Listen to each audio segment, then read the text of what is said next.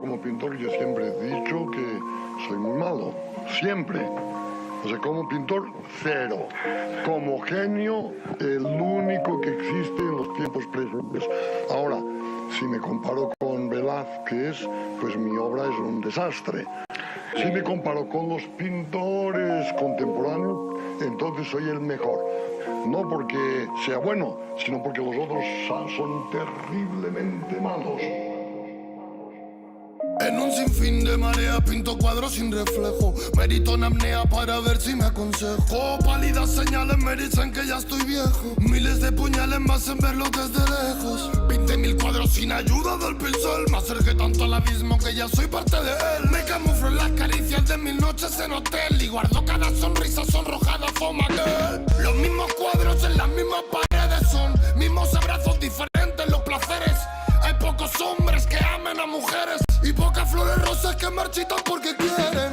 Antiguos libros de poemas no escuchados dicen que el tiempo por desgracia ha cambiado, que ya las cartas nunca se escriben en mano y que el amor ya no es el verbo que tanto necesitamos. ¿Quién me dirá si no es verdad, si la bondad eres tú? ¿Quién matará, quién amará y soñará como ir? Y el tiempo pasa lento, lento, lento. El arte es mucho más que sentimiento.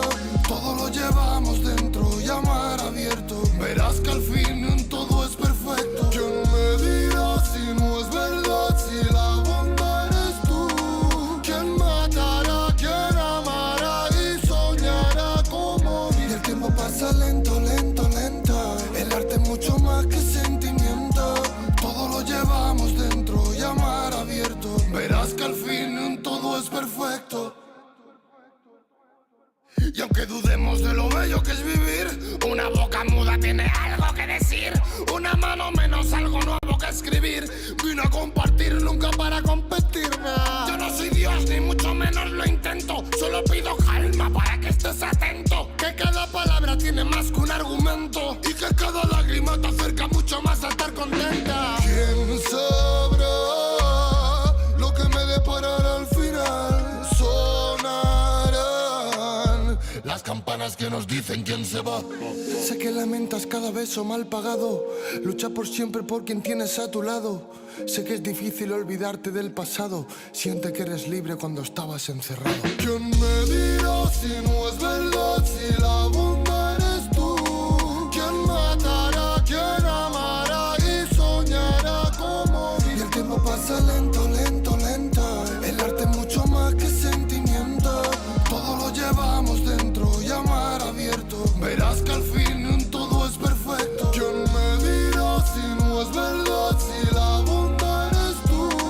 ¿Quién matará, quién amará y soñará como ir? Y el tiempo pasa lento, lento, lento. El arte es mucho más que sentimiento. Todo lo llevamos dentro y a mar abierto. Verás que al fin todo es perfecto. Las cosas que vemos están en nuestra alma, no están en las cosas. Si Velázquez copia una fotografía, lo mejor que puede, le sale un Velázquez. Si un tonto copia exactamente una fotografía, le sale una tontería. O sea que no hay que preocuparse. La personalidad es absolutamente imposible de evitar. Copyright disclaimer.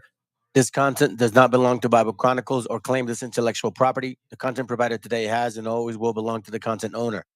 Bible Chronicles does not have any affiliation with the owner of this property. As mentioned, Bible Chronicles did not intend to make use of any material for the purpose of harvesting gain.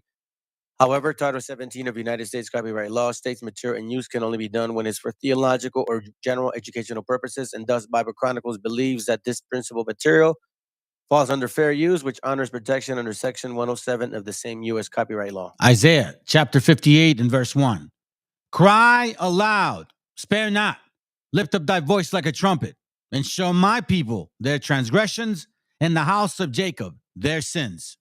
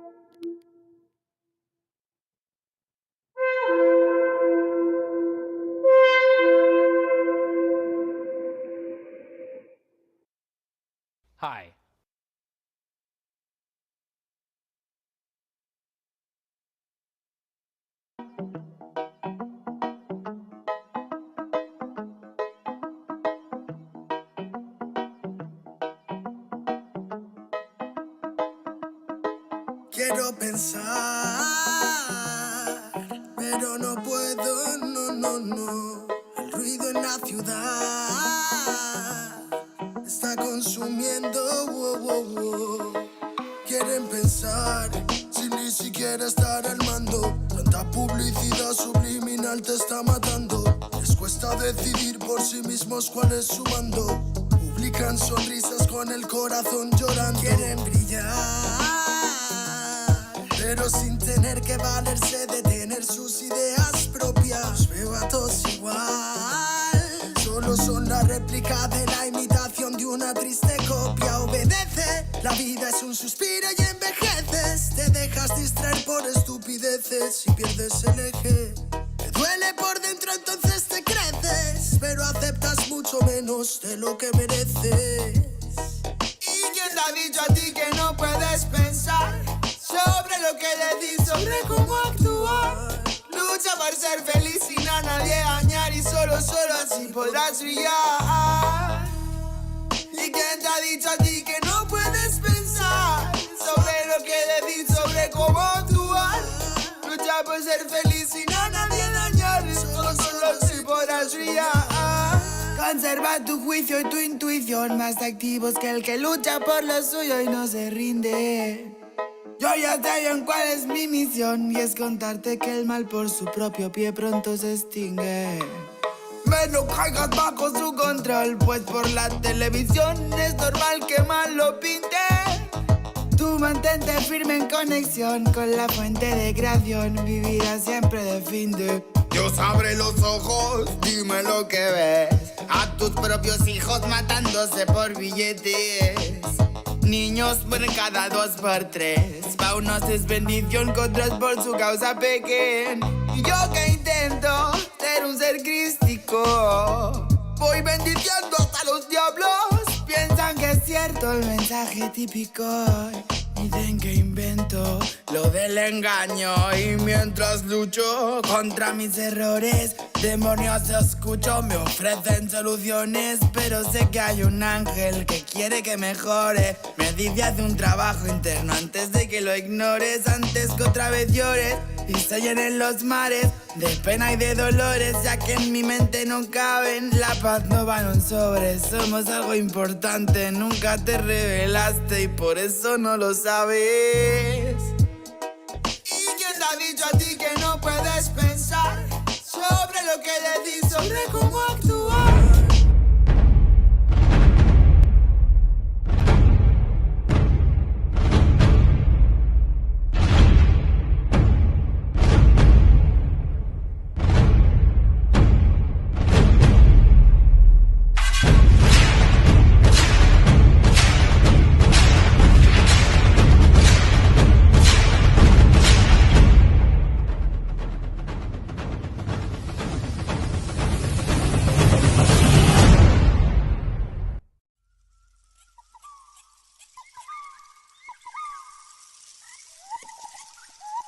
Okay.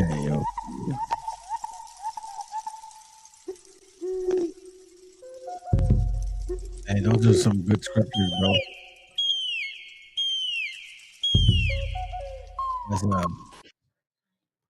It's good stuff right there that you did. Buenas tardes. Buenas noches and buenos dias. In case you guys speak Spanglish. Hold on, what is it? Man, why is it always doing this when I do this now? Let me get this going and then I'll change that real quick. Check this out. I like this, man. It says Psalms 1:3, and he shall be a tree planted by the rivers of water. Goes with the whole class concept. You know what I'm saying? Like the trees. I've told y'all, man. I'm really reflecting on this Christmas stuff, man, and the nations prep all year for this tree. Again, I'm not saying that Genesis 3:3 talks about this specific tree, but it's talking about a philosophy of a specific tree. That's why it says, "Learn not the way of the heathen." So this philosophy, this theory, this idea, you guys are all prepped for it. If you think about it, January starts, and then holidays begin. February, the next one, kind of slows you, captures you slowly. Then March, then April, May, and then all of a sudden summer. Oh shoot! Then August is here. Layaway. Now the holidays. Every year it is like that. Every freaking year. So let me read this. And he shall be like a tree planted by the rivers of water. So now we understand that the scriptures talk clearly, speak clearly. I'm going to use this for script real quick, bro. Talks clearly about waters, waters. Don't let that slip by. And I keep saying trees. You guys are like trees. So if you're listening to philosophies of trees, then you must understand that has an origin of an entity. John 7:38 says, "He that believeth on me, as the scriptures hath said, out of his belly shall flow rivers of living water." You see that? Living water. The word. The word. I'll show you some examples here. John 4:14, "But whosoever drinketh of the water that I shall give him shall never thirst. But that water that I shall give him shall be in him as a well of water springing up into everlasting life." You don't get to go further than that. So when you go back and say Psalms 1 and 3, and he shall be like a tree planted by the river of water. So which water? That's why you got to be mindful of the Spirit that bringeth forth his fruit in his season. As we know, it's all seasonal in time. Just like temptation in time. The stuff you go through, seasonal. The Messiah went through it as well. Meshiacha, Satan went or the Spirit went in there and tempted him for a season. However, if you withstand and get the living water continuously, his leaf shall not wither. And whatsoever he doeth shall prosper. So now follow up with what you said, Proverbs 25:28. "And he that had no rule over his own spirit is like a city that is broken down without walls." So if you are a tree and you're not rooted, you would go to and fro from every wind of doctrine. Esperto! Brother Chronicles, you're carrying the torch of the truth for our people. I hope, man. Well, it's not mine, bro. It's the Most High Lord. Waiting. Oh, that reminds me. I appreciate you. So I've been talking to a couple brothers about this, man, and so I'm trying to figure out how we can do this, okay? And I think it's a good idea. Unlike other places where they like to collect money and just keep it, we show a lot of videos here, a lot of examples of how some of our gente is going through some situations that are tough. Now, me particularly, what I've learned is when we give to others that are in more need, somehow, some way that tends to come back. Scriptures talk about that alms is also a helper of sin. Let me see if I can find it. Now, the reason I'm sharing this is because a lot of our street vendors are going through a lot of issues. Like LA is pushing a campaign to allow permits for street vendors, right? Hold on, let's see. What was the word I'm looking for? Alms. Anyhow, so for street vendors, right? So and I'm not sure how this whole works. I don't know exactly where the money comes from necessarily or how it all functions, but I don't see how we may not be able to do the same. Now, what I was thinking was maybe even taking this to a level where we can eat honestly or sincerely, for example, honestly or sincerely, like actually go to these locations, like to actually take this, like for example, just me visualizing, let's say a paletero gets robbed. We see that often. They mess up his paletas, right? His whole thing. It's like they're pushing it. They're usually walking and pushing. Well, hopefully he has a license. Maybe we could buy him one that's better. Maybe if he has a license, we can all pitch in and buy him a used ice cream truck. Make the money worth its use. You know, one of the things I love about this guy that said in his video, ask God not for money, ask him to give you an opportunity and you'll deal with the rest. You know, so a lot of us do have that mindset and spirit. So a lot of times we kind of sit here and do these classes and think like, how can we actually make a difference? Like, oh, we got to do something. I mean, I'm just saying those are ideas. I don't know, family. Um, I'm gonna look into how this whole YouTube stuff works regarding the nonprofit concept because that's what it's going to basically be structured under. So then we can accept money and then use that and issue it or not issue it, but find cases, so to speak, where they need that support. Like the brother said, I support you, brother. Well, I want to support some of these brothers out here because I'm gonna tell you this right now, family. I'm gonna be real with y'all, man. My mom didn't make more than $8 an hour in her entire lifetime working here in the States. Now I understand that that's not everybody goes through that, you know. But some of our gente, man. I mean, I know a brother personally where he came out of his work and he got robbed for $200. Like, did he have to go through that? Why? Because he looked like he didn't have papers, and a lot of times they target our gente who look like they don't have papers. So that's really my focus, more towards them.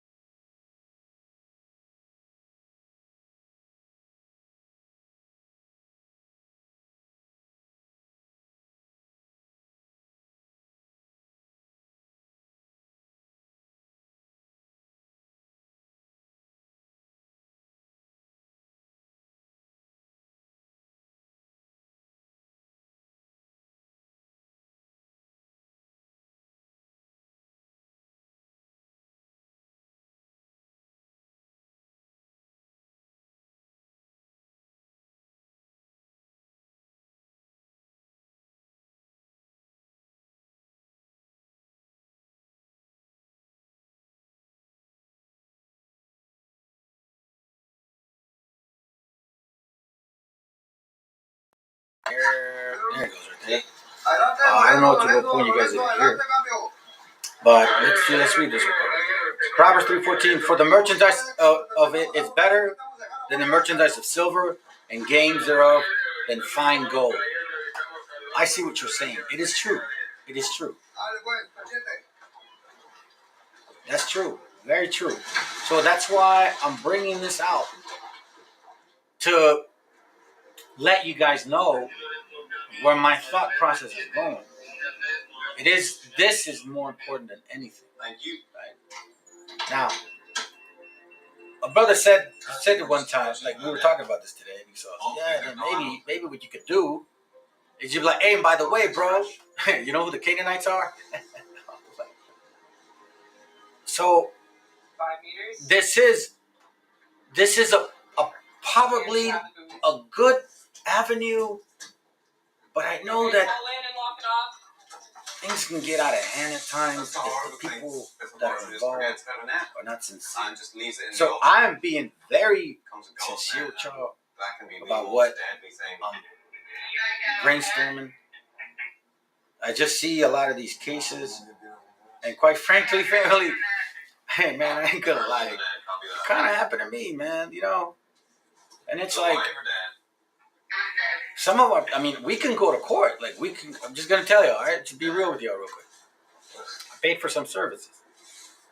I paid for some signs. I guess because I missed an email. Then I'm waiting for my signs, and I'm like, yo, what's going on with my signs? And they're like, oh, we haven't gotten your logo from your business card. It's like, but you know, you don't need my logo for my business. You don't need my business card for my logo on the car because I wanted to, you know, put some signs on it, you know, to promote the business I got going. Not big, you know, but it's like, no, we needed the signs. Anyways, so long story short, right? I'm also share with my business here, but it's gonna tell you straight up, man. Anyways, I'm in the point where I may not. Just look at what I may not you know. All these whales that have been saved, all these dolphins and we're at the point where I'm gonna have to go to court. raised. Small claim. 30 people can save.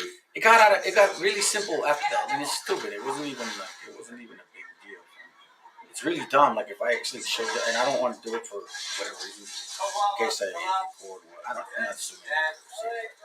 I just find it so interesting. So now, me who understands some of these things, you know what I'm saying, can get by and go to court, whatever. But see, our gente don't have that shit. Some of them fully take advantage. So matters still very much. ¿Y ahora qué, güey? ¿Qué vas a hacer? So anyways, just a thought. But that's not the point. That's not the whole class. Right? So just remember that. Anyway, look, I want to read this to y'all, and then I'm going to show you some videos. All right, so let's keep going. This book called The Wretched of the Earth. I've showed you guys this book before. Oh, by the way, back to the root again. The root again. And on the black market, it's a song, in case you guys forget. To 100,000. So you see, what's important here is being rooted more than anything. Brother has a point. Has a very good point. I think you said something too. My bad. I didn't read the last part. Yes, what is important about los más jodidos? Yeah, I know, los más jodidos, bro. Straight up, dude. I know, bro. I get it. Anyways, so it says back to the root again. The root again. It says that's what it says. So as you can see, these two faces. We have the military. Now, I've told y'all, and scriptures talk about two sticks. The poachers are losing so much money due to Sea Shepherd that they're prepared to families take any means necessary. Gathering together, or at the same time, you can look at it more like yourself. You see, one of the biggest challenges is you. With no fishing rods?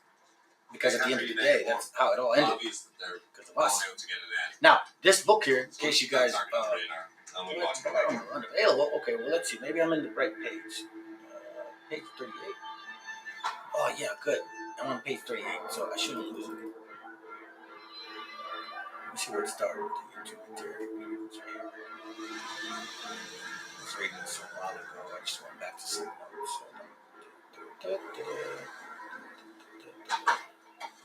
Yes. As an outsider, it is nearly impossible. No, okay. Here it goes, right there. But sometimes you find that I'm going to read it. That is willing to talk. Starting right there, fam. Okay, hold on. Get out of here. 38. Now that I get to see the other videos, I can show you guys can't read what I read. It says here, so the intermediary does not like, I'm sorry, page 38, from the Wretched of the Earth, okay? Written in 1974, I think, 75. So, famous writer at that time, a so-called how many nets French right now in the water? He says, the intermediary does not lighten the oppression. Listen to this, okay? Something's playing in the background. Let's see. I mean, it's a lot. It's a big loss. It's like a recording over here. TV. Hold on, let me change that real quick. By the way, hold on. Give me a second. Who is paying for all these nets? I mean, he cannot pay for all these nets. Like there is hundreds of thousands of dollars of nets right now, right? Who is paying?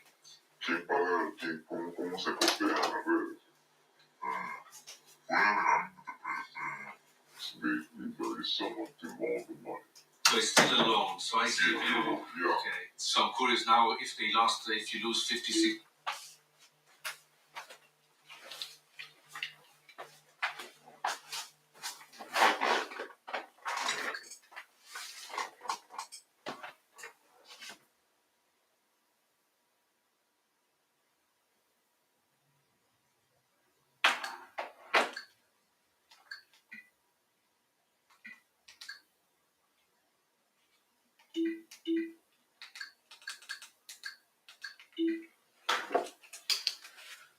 Yeah, I don't know what sound that is, bro. But what I'm gonna do is I'm gonna put some other sound over here real quick. Give me a second. I got some videos to show y'all. Some important videos, so just bear with me. Just also with me, please. If you're listening, bro, just think you're funny. I heard about what you did, by the way. paid somebody $100. You offered somebody $100 to come teach in your place. That's pretty crazy. Anyway, so let's read again. All right, so I'm back, fam. It says here, so the intermediary does not lighten the oppression, nor seek to hide the domination. He shows them up and puts them into practice with the clear conscience of an upholder of the peace. Now, that should sound very familiar to you. So again, this book here is from The Wretched of the Earth, okay, 1963. And here,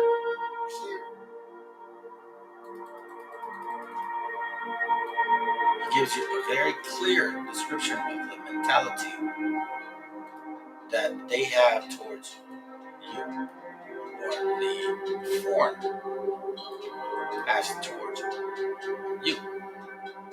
Page 39 says, just in a very short sentence, the settlers' town is a town of white people. Foreigners. It's not just them.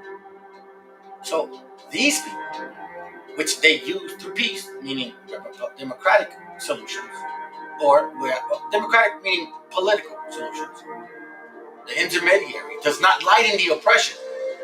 No, we're going to use Eisenhower. Nor seek to hide the domination. We tamed the nation, like Donald Trump said. Conquered the wicked. He shows them up and puts them into practice. Let me pass laws like in Texas and in Florida, with the clear conscience of an upholder of peace. But I'm only doing it because they're breaking the law. Isn't that right? Yet he is the bringer of violence into the home. Now, how is that? And into the mind of the native. That's how. To the mind, through the mind. So violence, and again, any level of violence is violence. If you have a demeaning spirit towards your, let's say, a wife, that's violence. You're destroying your spirit. If you have a demeaning spirit towards your children, that's violence. You're demeaning the spirit. Love that brother, because before they're your children or your wife or your husband, they're your brothers. They're of the Most High. And this is something we're missing. We don't see our children like that. That's an oppressive approach of education.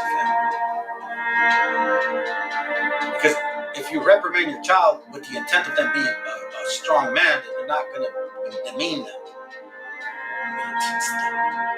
The intermediary does not like the oppression. Very clearly, it is in our face.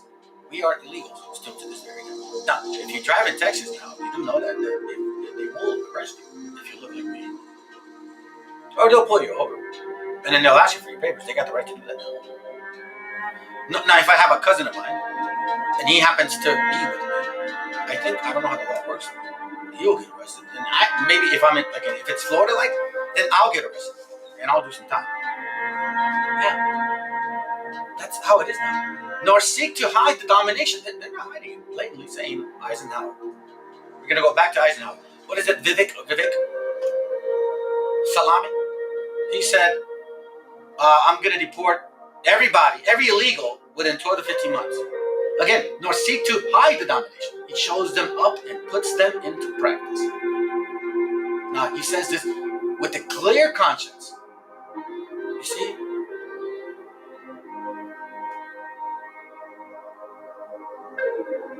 Really? Let's see. Hold on. Give me a second.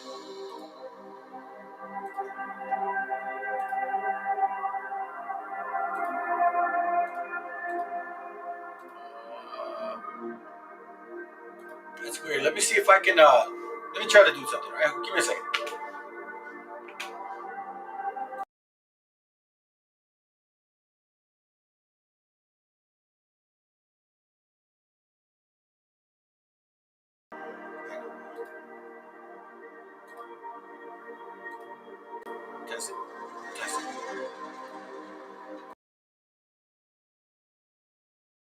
Testing 1, 2, 3.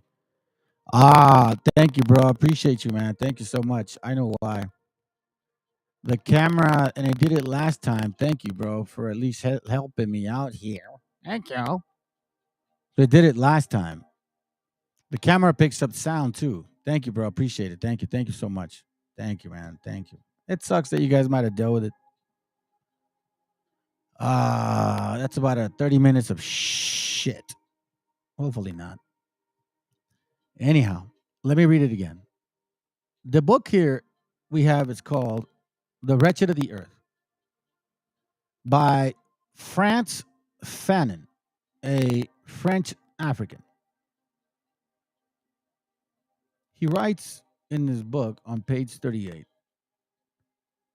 He identifies and explains to us why these people so eloquently deny just your right to be here, to just to live, because apparently in this society here, your background matters. So, like for example, the intermediary does not lighten the oppression, nor seek to hide the domination. No, they don't like the oppression. They pass, like I said, they pass laws in Texas, Florida, now Texas. You get arrested. You could get pulled over for looking like me. Nor seek to hide the domination. Again, Eisenhower. I'm going to deport all of you illegal aliens within 12 to 15 months. That's what they said now. He shows them up and puts them into practice with a clear conscience. Like, no, I'm not wrong. I'm totally fine. No, why? Because I'm a successful man in America. Look at me, do what I do. He puts them into practice with a clear conscience of an upholder of the peace. They should follow assimilation, follow the laws like we do. Yet he is the bringer of violence into the home and into the mind of the native. Pretty blunt, if you ask me. Pretty blunt, man. Pretty blunt as it gets. Now, here's why I'm saying this to y'all. And I love the fact that we are going back to the roots, because it's time to back to the root again. Here's our reality, okay? Now, in case you guys don't know this, I haven't dug into it, but in regards to the exact reasoning behind this, but Argentina is going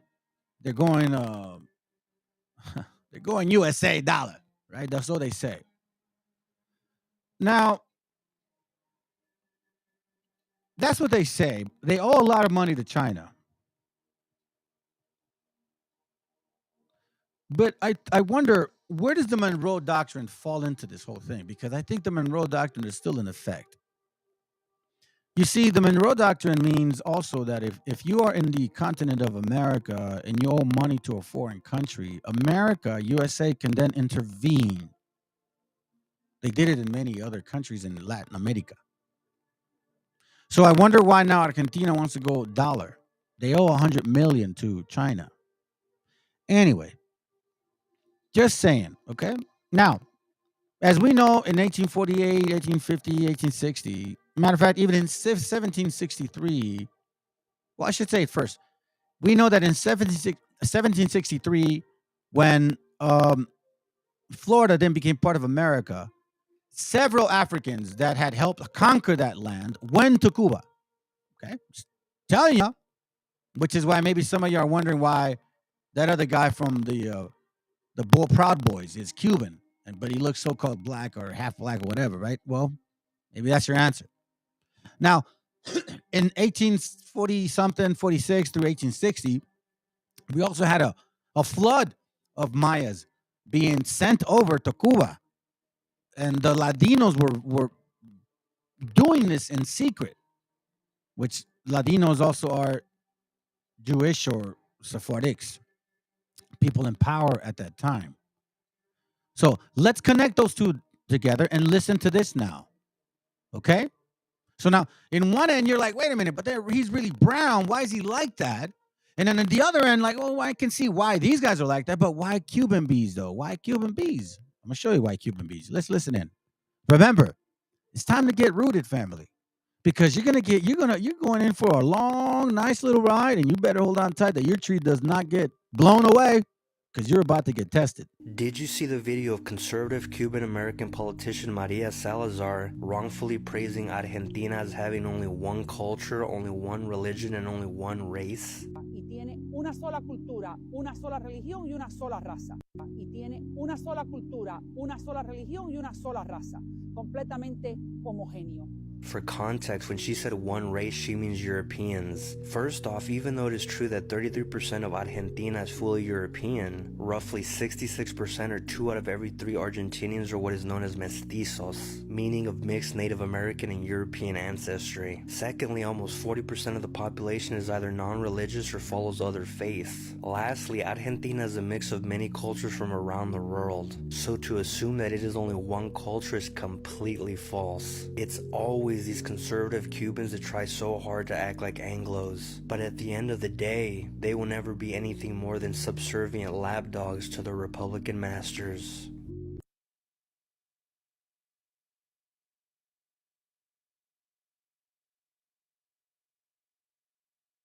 Ain't that the truth? Ain't that the truth? Let's go some more truth here. The Olmec DNA found, thank you, brother Nathan. He's one of our Taino brothers. African origins debunked. So it says here, in case you guys can't read, let me see if I can magnify it here just a bit.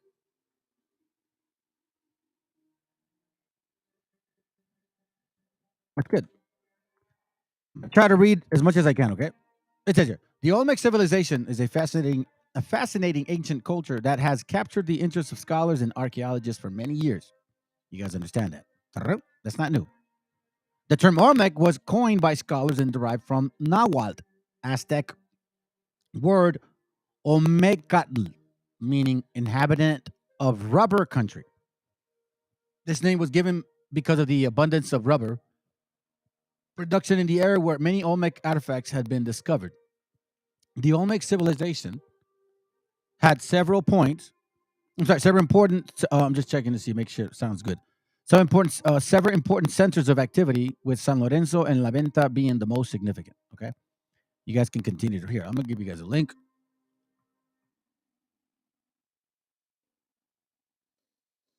Here to read it. I'm just gonna skip a couple things. Okay. One interesting aspect of the culture is their diet. Initially, their food source consisted of fishing and hunting. However, over the time, they incorporated maize.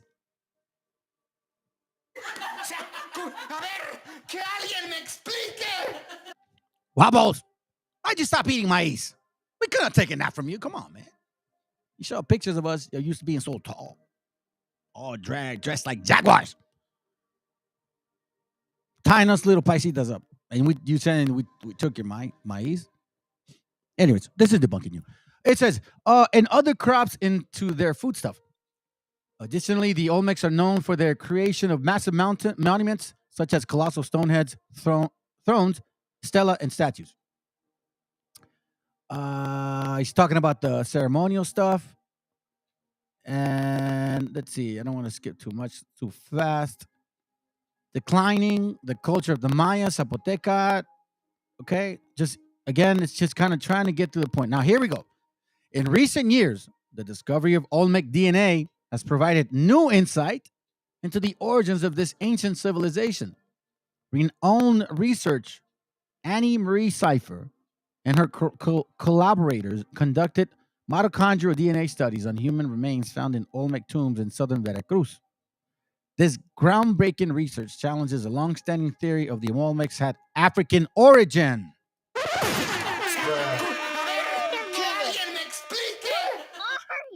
Stop it. Stop it. For over 150 years, speculation about the African ancestry of the Olmec civilization has been proposed. The resemblance of the Olmec colossal heads to the people of African descent added fuel to the theory. You see,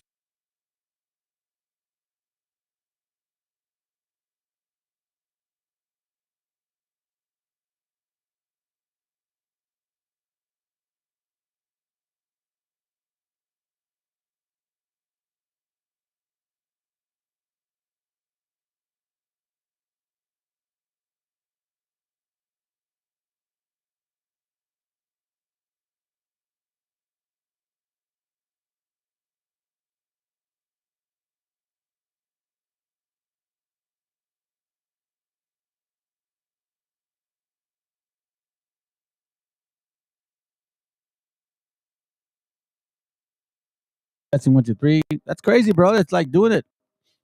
That's weird. That's very weird, man. Thank you for letting me know. Keep track of it. Thank you, bro. Appreciate you. It's the enemy at hand.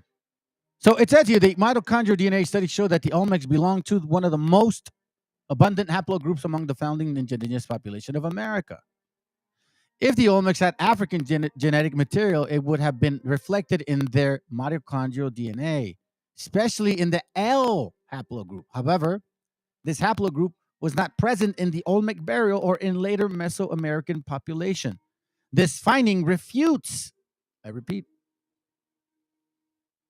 these findings refute the African connection to the Olmecs and dispel the long-held myth of transoceanic migration. The Olmec civilization is now firmly established as a Mesoamerican culture with deep roots in the region. Back to the root again. Back to the root again. That is the point. Back to the root again. Can I hear, huh? I wonder why it's doing this, family. I wonder why it's doing this. I'm not sure why it keeps doing this. Thank you for letting me know, man. Because it literally took about a minute and it came off. Son los diablos. Son los diablos. Let them attack me, man. It's all good, bro. The most high, the glory of our Father is the one watching over this whole thing. They're getting mad because we're bringing up some facts. It tells you the Olmec civilization is now firmly established as a Mesoamerican culture with deep roots in the region. Now, the discovery does not only emphasize, this discovery not only emphasizes the importance of scientific research in archaeological studies, but also challenges preconceived notions and biases in understanding ancient civilization. You see this bias word? You guys know what that means? That word means this. Let's look it up. Cognitive bias. Let's just look at the word bias. How about that? Hey, do you want to spell it? Please spell it. Oh, BS. Hello.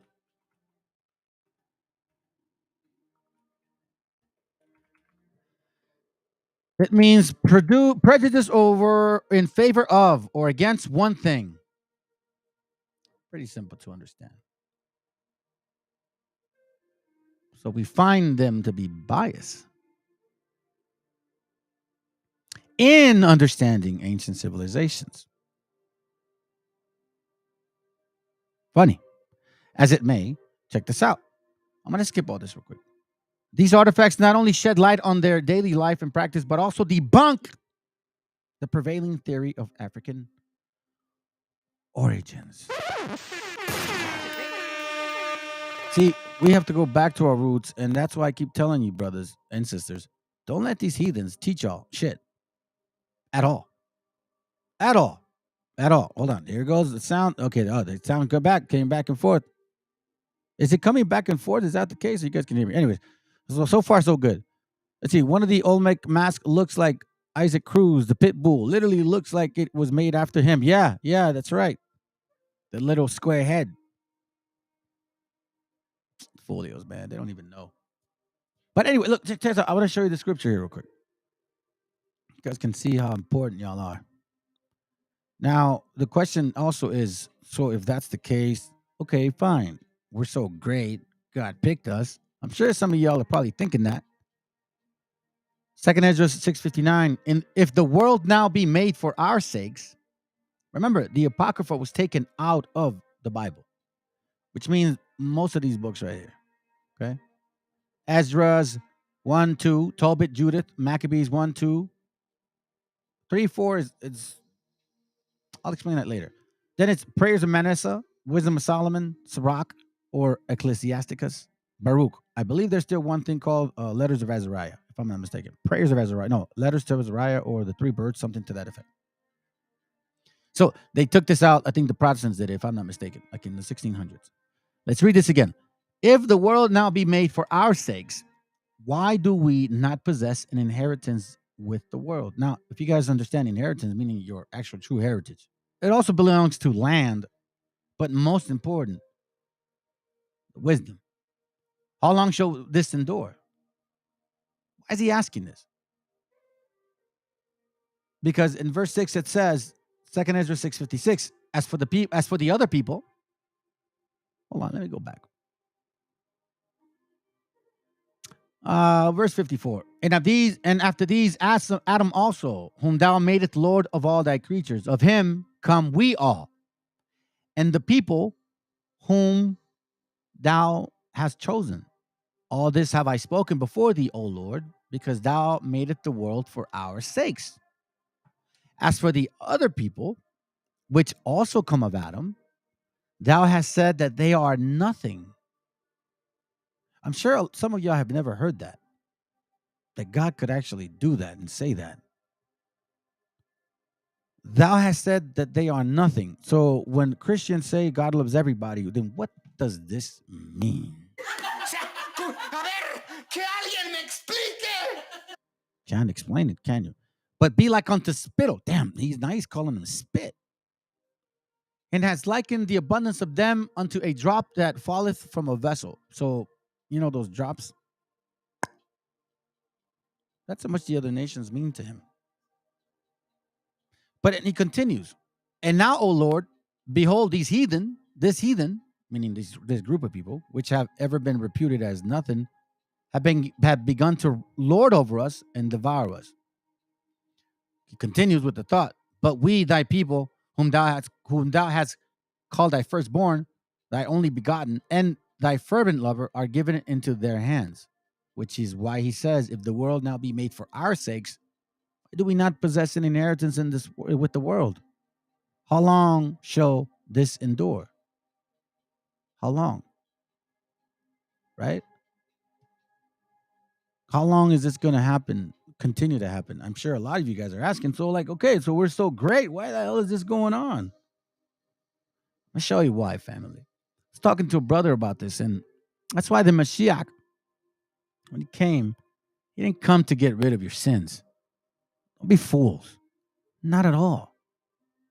Because if that was the case, then it would make sense why he would supposedly get rid of the laws. Because, you see, if you get rid of the laws, because sin is attached to the sacrificial laws, practically all of them, right? So if you get rid of the laws, the concept of, he got rid of the laws, then you're free to sin, which means then you're only led by faith. So if you F up, I'm sorry, God, because that's what they say. But I find it so interesting that it's not the case here. I'm going to show you something. Why then is he sharing this with Ezra's, saying how we are, or kind of like, imagine the kingdom and how you have to get to it. So first of all, remember, every system needs a foundation. Every system needs a blueprint. Every house needs law. Every court needs law. Okay, tell America, so-called white America, that the laws are done away with in America. They'll go crazy. They'll start shooting everybody. Come on, man. You know what I mean? So, how come you guys aren't going crazy about the Bible? Laws are done away with. Of course, if you say that, then you're free. You're good. Whatever. You don't have to govern nothing. So, yeah, then he came and died for your sins, because now you can sin unlimited amount of sins, because that's what the animals were there for. Remember? However, this book says this. It says, 2nd Ezra 7:6, there is also another thing. A city is builded and set upon a broad field. You see this? A city on a broad field, and is full of all good things. Okay? The entrance thereof is narrow. Pay attention. So you see this city built, beautiful city. Testing? You guys can hear me? Okay, good. And in this city is in a beautiful field, broad, and it has everything you need. You don't have to work. You don't have to build anything. You can get up in the morning. You don't have to worry about bills. Let's just kind of just imagine that, right? You know what I mean? Just an example. And it says, the entrance thereof is narrow, though. So now, close your eyes. If you can't visualize this, close your eyes. Imagine a beautiful city, far from a distance, beautiful land, like with the sun coming out and all that, you know. But the entrance to get there is narrow. You know those movies? The long path? Kind of like over there in Florida. You know, the long path, right?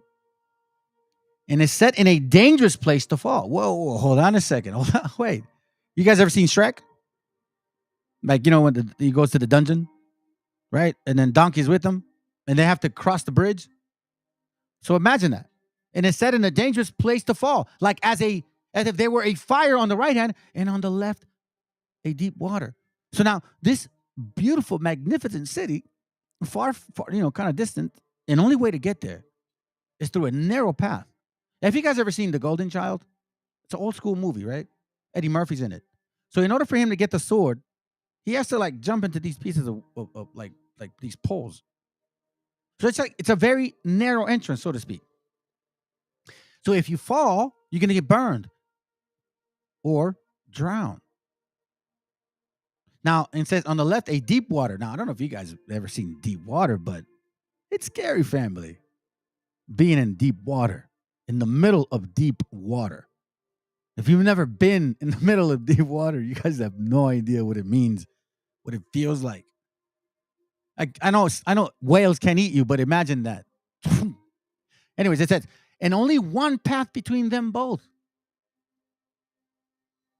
Now, this sounds contrary to the Messiah, with Jesus, the white Jesus, saying, love everybody, come all of us together. Let's all hold hands together.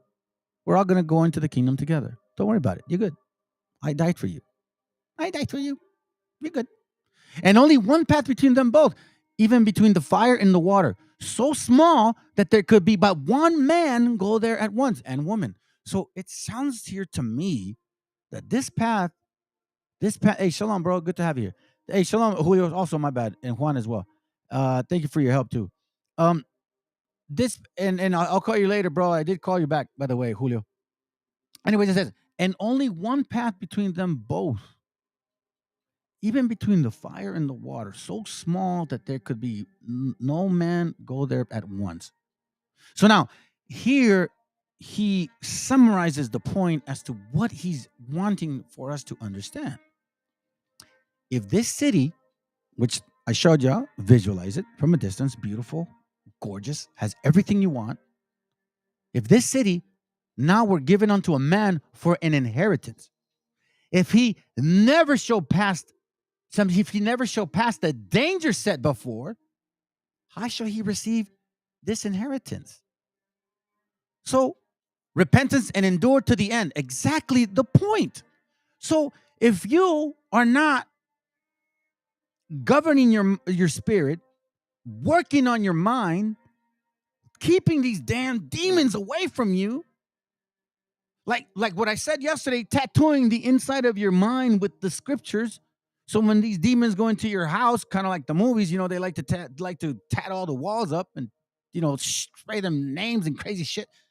Instead, we do that to ourselves. Then guess what?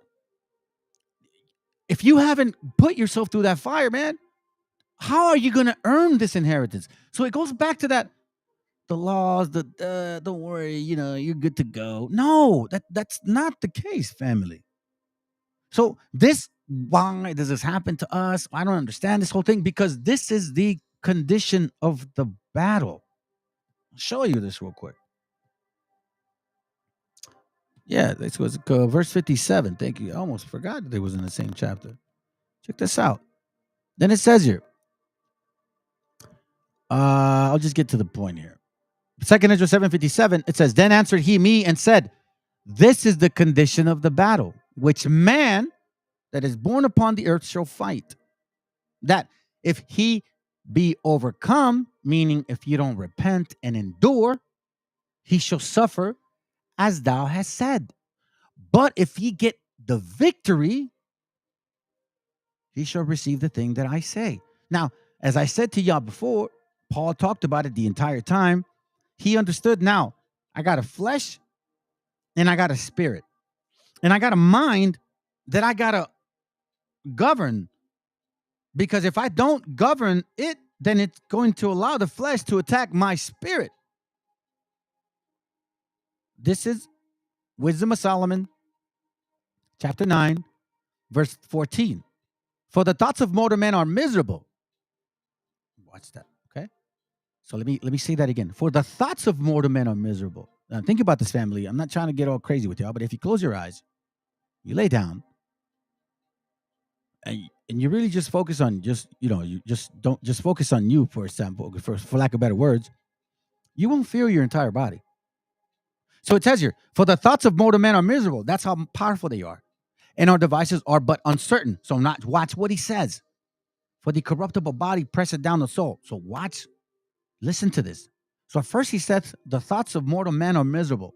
Our devices are very uncertain. Then he goes, for the corruptible body presseth down the soul. And the earthly tabernacle, the flesh, weigh down the mind that museth upon many things, which, what does it do? The museth on many things. And when you're musing on many things, meaning pondering on a lot of dumb shit, excuse my language, verse 14, for the thoughts of mortal men are miserable and our devices but uncertain. So we are in a position where the mind is an important thing to protect. The spirit. Because that is technically, in a sense, for lack of better words, again, the connection between the flesh and the spirit, the mind. So it's up to you what governs it. Does the flesh govern it? Meaning, are you easy to lust and sin? Sure, that's your king. Or does the spirit?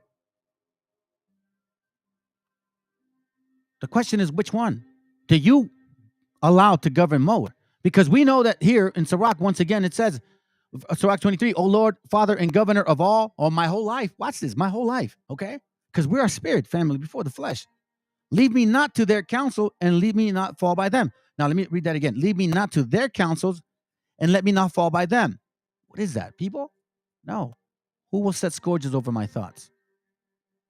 And the discipline of wisdom over mine heart, meaning mind, that they spare me not for mine ignorance, and it pass not by my sins, lest my ignorance increase and my sins abound in my destruction. You see, where's the sin start? In the mind.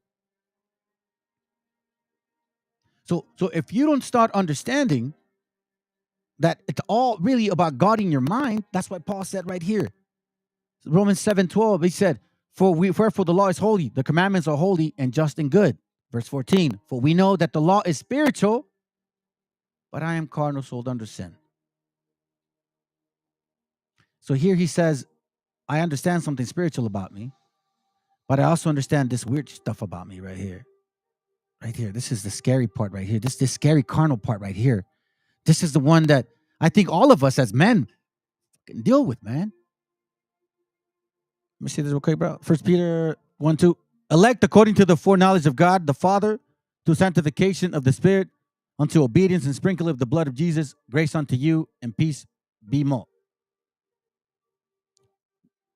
We are living souls. A spirit in the body is a soul. Yeah, that's right, brother.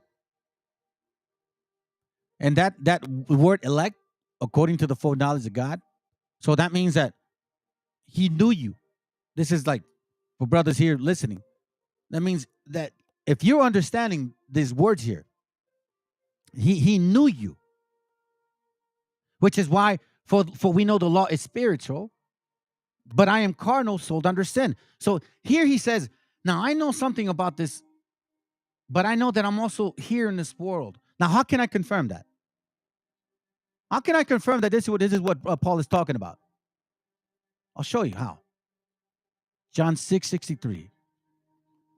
It's very easy stuff. Right, watch. It is the spirit that quickeneth. The flesh profited nothing. The words, and the only way you understand words is through your mind, right? That's what filters your thoughts, because we're taught words. So the flesh profited nothing. The words that I speak unto you, meaning the book, they are spirit and they are life. So why now are we seeing brothers and like maybe seeing like, you know what, I think this guy's on something because we were never fed the right food, spiritual food, meaning the real, at least some clarity and the understanding as to what are we supposed to do here. Yeah, I get to see the 12 type chart. Yeah, I hate those enemies. But what is really our job? Man, our job is to get our mind right. You want to know why, family? I'm going to show you why. Because y'all are generational warriors. And I'm going to show you something about generational warriors because that's one of the things that was required of us first for you to get it. Watch this. Listen to this. I love this, man. We're going to jump to several videos here, okay? And then we're going to move on because I got about another 20 so minutes. I got something to do today, family. I'm going to do it short. Let's go. Hola, ¿qué tal? Estamos en un programa más de Dolchic y me encuentro aquí con un estupendo escritor, quien es Martín García. ¿Cómo estamos, Martín? Buenas tardes. Bien contento de estar aquí, de estar difundiendo mi cultura. Muy bien, estamos aquí con Martín porque el día de hoy nos presenta un libro que se llama Malinalco Orígenes, el cual quiero que él nos platique pues un poco más de lo que trata. Sí, pues mira, es un libro que yo lo empecé a escribir a raíz de que he visto tanta distorsión sobre nuestra historia y sobre nuestra cultura.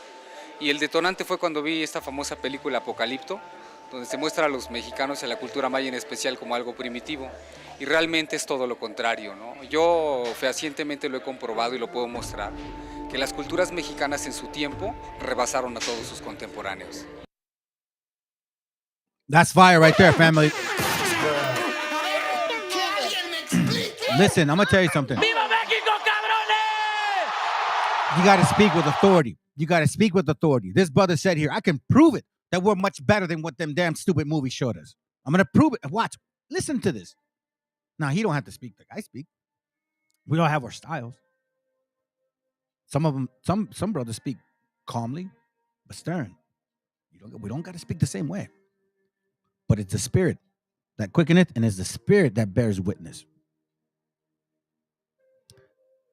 And the truth shall set you free. Exactly, bro. You see, so watch what this brother says here about becoming a generation. What? Listen, if you're a warrior once in flesh and spirit, you will be a warrior forever. Now it's our job to wake that warrior spirit up. So what does it require? So family, I'm going to say this again. I'm telling you, man. I'm going to tell you right now. And I've said it in many, many classes, and almost all my classes. The trouble is in the mind. And the biggest enemy is you. And funny that this brother right here says it much better than I. Listen. Las mexicanas en su tiempo rebasaron a todos sus contemporáneos. Entonces podría hablar de ciencia, de poesía, de filosofía, de medicina, hasta de religión, y demostraría que las culturas mexicanas superaron en mucho a las culturas antiguas europeas. Y demostraría que contemporáneos. Entonces podría hablar de ciencia, de poesía, de filosofía, de medicina, hasta de ciencia, filosofía, medicina, hasta religión. Science, medicine, philosophy, even religion. He's like, we would out debate you. We would just out debate you. We were way advanced than you ever thought we were. No, we were way advanced than what you said we were. And you brothers and sisters need to understand that you were way more advanced than what you think you are. Because if you're stupid, then the shoe fits. Do you understand what that means? Si te crees que eres pendejo es porque eres pendejo, güey.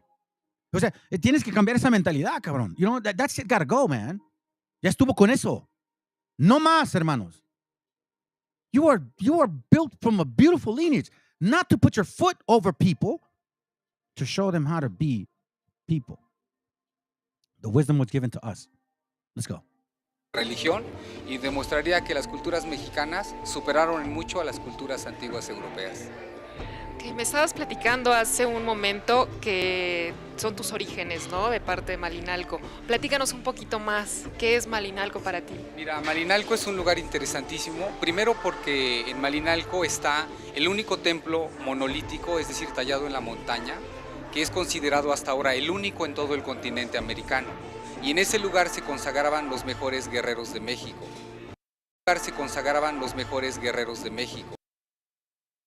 In this place here, they consecrated the best, most powerful warriors, okay? So keep in mind what that means. Keep this in mind what that means, all right? Now, you would think, oh, Apocalypto!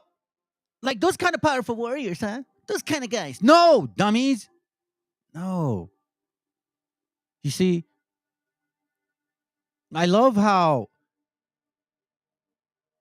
Paul talked about Romans in such an eloquent way, like any attorney should, and the way that he broke it down for those spirits to get it. Because he's basically saying what it takes to be a warrior or a messenger or a fighter for the word of the Most High. You need to do something. The enemy, overcome the enemy. But let's find out who that is. Americano. Y en ese lugar se consagraban los mejores guerreros de México. Pero para llegar a esos rangos debían de tener una virtud, que era vencer el enemigo más poderoso, se llama Nekog Yaot, y significa vencer el guerrero de sí mismo. Virtud, que era vencer el enemigo más poderoso, se llama Nekog Yaot, y significa vencer el guerrero de sí mismo. El enemigo más poderoso se llama Nekog Yaot, y significa vencer el guerrero de sí mismo. Man, I love that right there. Check this out. He says that, I can't pronounce the word because I can't really hear it. Nayalt, I think he talks about that. Defeat the enemy. But that enemy is technically you. Check this out. Significa vencer el guerrero de sí mismo. Entonces personajes como el llaman Nekog Yaot, y significa vencer el guerrero de sí mismo. Boom, baby. Vencer el guerrero de sí mismo, vatos. Man, come on, bro.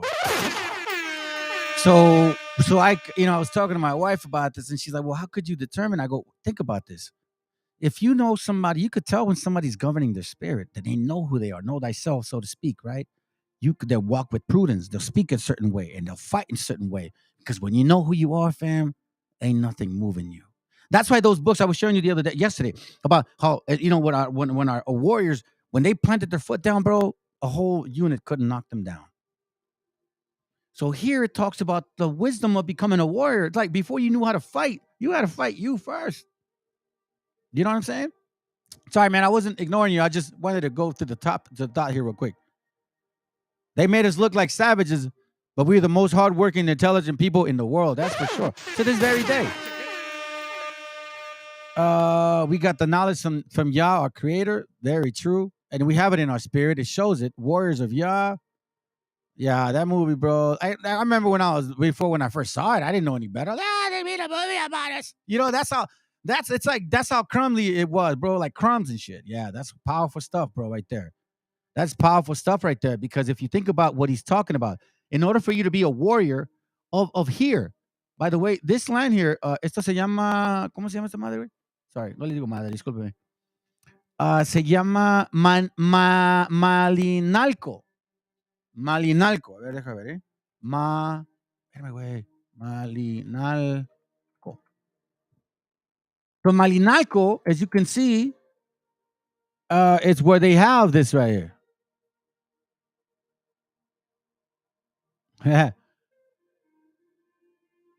How small people beat you, shackasses. That's funny.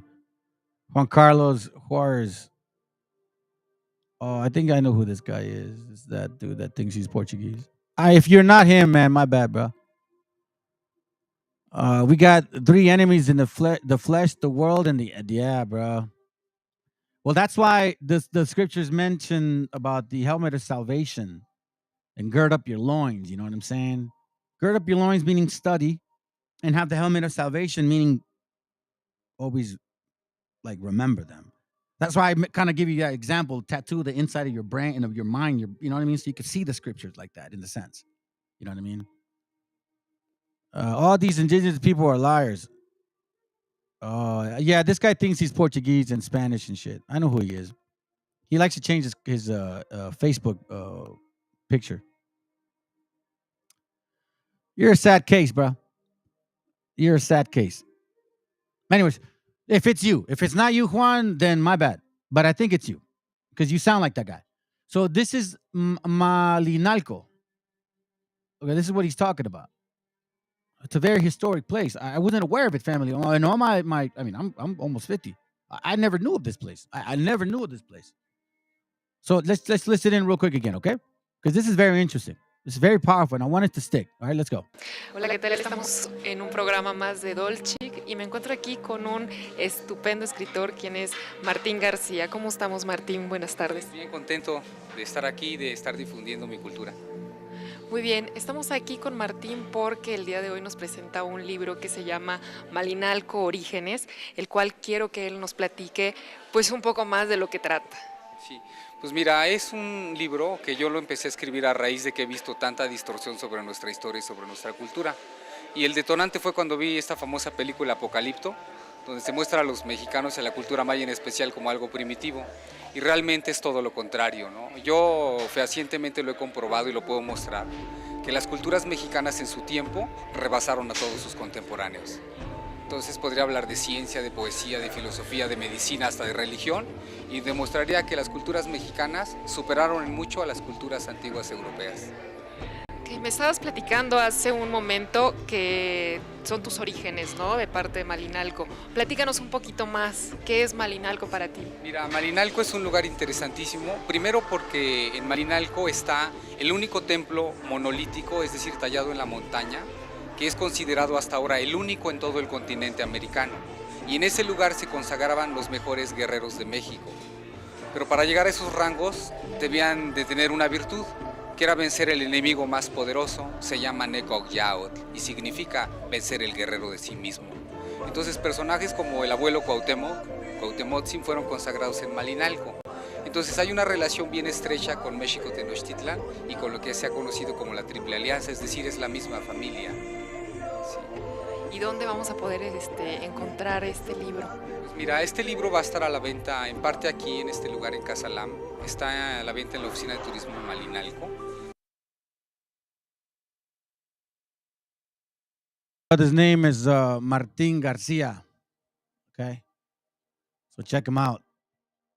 And you know, I find it so funny when you got idiots that show up and say why people are from Asia. Okay, so do Asians eat what we eat? How come we don't have noodles here? Or kung pao? Or orange chicken? Or how come we don't use peanut sauce? Peanut oil. How come we don't use peanut oil?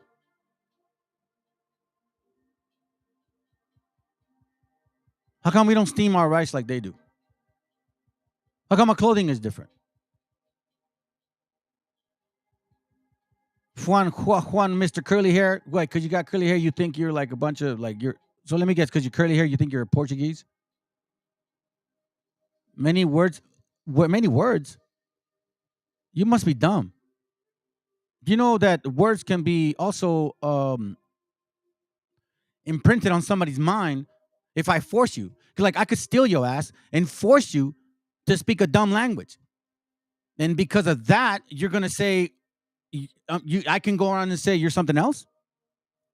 Juan Carlos Juarez. Hey, but by the way, I put the link up, bro. If you really want to talk, wait, get on, because I think I know who you are, and I would love to talk to you. Get through all them curls that you like to jerry curl your way up, and thinking you're Portuguese and Spanish and native. You're all confused. You're more of a paisa than everybody here. But you did a DNA, and my DNA says that I'm Portuguese. You're of your father. So whatever your father is, it don't matter what you look like. You are of your father. So if your father is a paisa, bro, you're a paisa no matter how many curly hairs you got or how much DNA you think you got. You see, there you go. You see, you're a paisa, homeboy. Just stop it. I know you don't want to be raza. And if you're not raza, well then good. Be what you want to be. But stop trying to tell people what they're not. Because you can't even confirm it. I just asked you a bunch of questions and instead you say the words. Eres novato, niño. You still wearing diapers, homie? I got kids as young as you. Learn how to respect. Let's continue, family. This is a powerful message too, all right? This is the connection that we start to have to deal with. And by the way, my apologies, but I think I know who this guy is right here. I think I know who he is. If it's not you, then my bad, I'm being so aggressive with you. But I think it's you because you're not responding to me as if it's not you. So that's the funny part, because on Facebook, you got another face. Yeah, I know. It's just stupid. Matter of fact, why are you even here if you don't think that you're our people? And if we're Asians, well, then let our Asian asses be left alone, bro. Like, for real. I mean, I also show the migration, which, by the way, you now preach. You actually told me, oh, yeah, we came through India. You dumbass. I was the one that taught that shit. You guys didn't know nothing about that. But now you go and say that you understand that. So you come to your daddy to learn from, and then you go and use my knowledge and say that you understand it. That's how dumb you are. See, that's your insult? That's all you got? You're not Azteca? No, because Azteca's not even. All right, fam. I love this. You see? Man, oh my God. I'm waiting for the guy to have the werewolves to hit the link and debate me like sincere men with knowledge, not to talk. You see, the reason I'm talking to you like this is because of fools. There's a scripture that says, I'll talk to fools the way when fools need to be talked like. I only speak to men of wisdom if they're wise. You don't deserve any because look at what you're saying. Like, I don't understand you, bro. If we're Asians, we'll leave our Asian asses alone. Are you happy now? I love orange chicken. Does that make me Asian? I know how to cook compound chicken. Does that make me Asian? I know how to make pho real well. Does that make me Asian?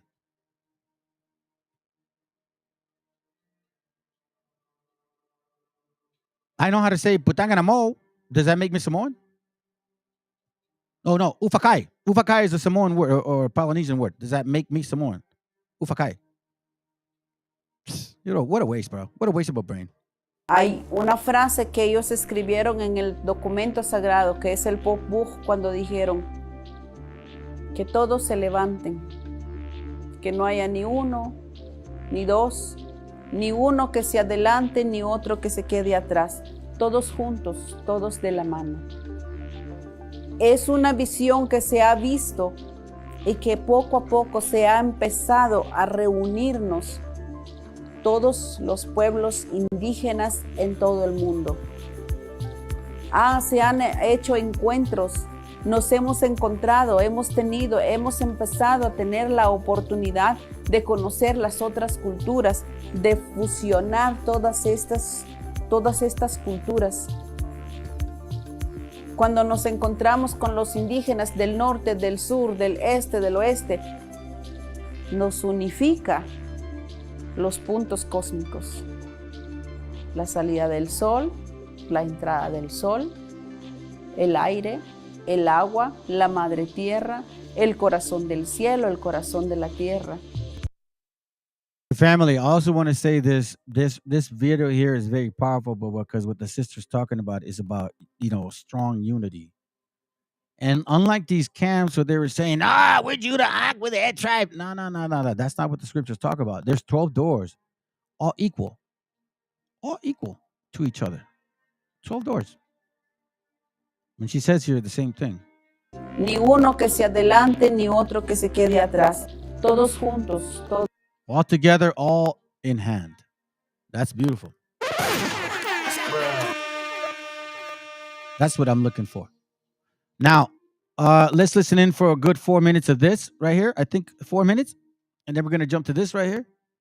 Because now, here's the beauty about this, family, right here. This is another writer, okay? Here's another writer right here. So I want to point this book out to you. Este es su libro, ¿eh? Fíjense para que vean.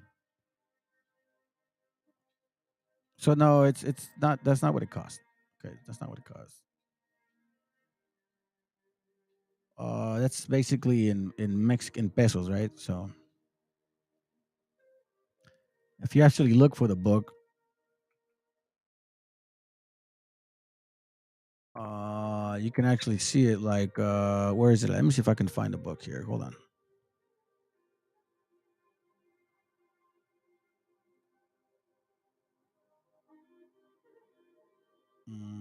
Isn't it even mine? No, it's not mine. Okay, hold on. Let me look for it here. This way.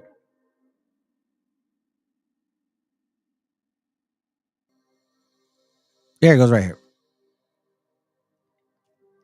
So it's not expensive. El lado desconocido del continente náhuatl. Retrospectiva y horizonte de la cultura Anahuaca, Análisis Comparado, Spanish edition. Okay? So that's the book it's talking about. We're going to touch on this. Now, the reason why I'm getting ahead, I'm not going to play it, is because, family, it starts like this. You see, there was a time where we did not know anything about our history. There was a time where all we knew was that we were a bunch of indios, como este güey que viene aquí a decirnos, no somos los son aztecas nomás, güey, son asiáticos, pinches mongolios. That's what he says. And then now he says that you're no Aztec. You know what he means by that, family? Lo que este güey quiere decir es que no debo de ser mezclado, porque lo que él piensa es de que solamente tenemos inteligencia porque somos mezclados con los europeos. Por eso. That's what he believes. The only reason why we're smart is because we were civilized by the Europeans. Say it ain't so, Juan Juarez. You know it's true. So what I love about this here is that now we got people talking about the atrocities. You see, famous writers now. This is not that long ago. This is recent. You see, fam, right there. This is recent right here. See right there? This is recent. See what I'm saying? Now. Oh, look, here we go. Now we got we got a couple of people. I'm glad you guys are here. Wait, but what's the point of this? How do we get to salvation? Do you know the Bible? Read Sirach 11:7. See, wise people are you more mindful. You guys obviously don't follow this channel. See, I'm kind of going through a walk here, and you're like halfway through it. If you're here for like a 10-minute, whoa, wapow, I'm motivated now. Let me go back to my life. You're not. No, that's not what we do here. There's actually history that we show here too. But then we have like macrobios como de este güey aquí that go and laugh around here on our channel and try to say that we're Asians and he's Portuguese, Spanish, but he looks more paisa than myself, which is funny. So anyways, let's continue with this, okay? So watch, check this out. I'm going to show you this real quick. Hey, if you guys want, hit the link, man. I'm right there, Juan Juarez. Hit the link, Juan Juarez. Hit the link. Let's go. Lo prometido es deuda. Está por fin con nosotros en cabina de Cadena Azul Radio un gran amigo, Martín de Malinalco. Martín, bienvenido. Muchas gracias. ¿Cuánto tiempo, amigo? Años, ¿no? Años desde que originalmente la vida y las profesiones nos permitieron coincidir en la radio y hacer en aquel momento de esa sección una de las más escuchadas, yo me atrevo a decir una de las más escuchadas en el Valle de Toluca, y es que contar contigo como invitado especial es un auténtico lujo y un privilegio por tu entendimiento de la cultura original y tu defensa también, porque te has erigido como un férreo defensor de las culturas originales mexicanas. Juan, that's how tall you are. You're laughing at your dad. Damn, dude, you're stupid. Listen, and you're supposedly an adult. You're a grown man. And you have kids and you have a girl? What is wrong with society nowadays, family? This is the newer generation. You know, the generation disease, whatever you guys call these guys. Y'all are soft, man. Yeah, let me see that real quick. These people want their Tower of Babel. It upsets them. It upsets them that Christianity is crumbling. Not our fault you all push Christianity, and that's what this is all about. They want to bring us back. Well, they also want to remind you again of like how insignificant you paisas are, you so-called Mexicans. You see, this guy came in hiding the fact, because he works around raza for sure, right? But he won't say this shit in your face. I know that's how weak he is. But he comes in and he's like something about Asians, right? And so this is how they feel about y'all. Y'all are dumb. This is how they feel about you guys right here. Just comes to show you. He never stood out of the crowd, and I can believe that he was sure. Yeah, I mean, he never wanted that attention. You got a point, Prophet. I like that. You're a good point. It's like I just don't see the point. Like, he's 5 foot tall. Like, are we in high school? I mean, are we in elementary? Family, to me, I'm almost 40. I'm 47, right? I can't wrap my mind around these people, man. Yeah, I love that. Gotcha, bitch. Hey, wait, hold on. Gotcha, bitch. He's a keyboard warrior. That's funny, dude, because it's like, yo, you guys are trippy, man. Go have a drink. Hey, listen, I don't condone using drugs, but for you, heathen, go smoke a joint, man. You know what I mean? Go calm down, bro. Let's go. Sí, claro, esa es parte de mi vida, parte de mis acciones personales y espirituales, y la verdad que para mí es un gusto haber nacido en esta tierra mexicana. El Malinalco particularmente, quienes hemos visitado alguna vez Malinalco, tenemos referencia inmediata de Martín, pues a quien nos encontramos no solamente en este hermoso terruño que tú tienes como ofreciendo pues tus servicios de temazcal, sino también como uno de los participantes más activos dentro de la zona arqueológica, en donde nos compartes de manera libre, pública, mucho de este entendimiento de lo que es la cultura original mexicana, Martín. Ya son pues, toda tu vida dedicándote a esto, ¿no? A la investigación también. Podemos decir que eres también un historiador y escritor, porque cuentas con un libro también que ha tenido presencia durante muchos años. ¿Cuándo lo editaste primera vez hablando de ese libro? Ya tiene como 15 años, maestro. ¿Qué tiene ese nombre? Malinalco Orígenes. The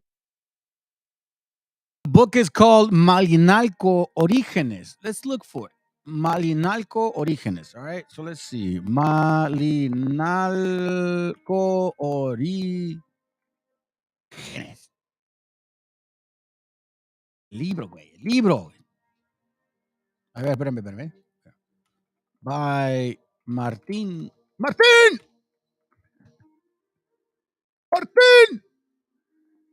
Ahí está. There it goes right here. I think it's this guy. Yeah, there it goes right here. Martín. So, whoa, wow. Check this out, family. Say no cheap book here. I don't know if it's him, but I mean the first name is him. Let me read this. El presente libreto expone brevemente los logros espirituales y humanos de los indígenas que habitaban Malinalco y Centro de México, aunque el mismo pensamiento vale para todos los pueblos de Anahuac y preamericanos.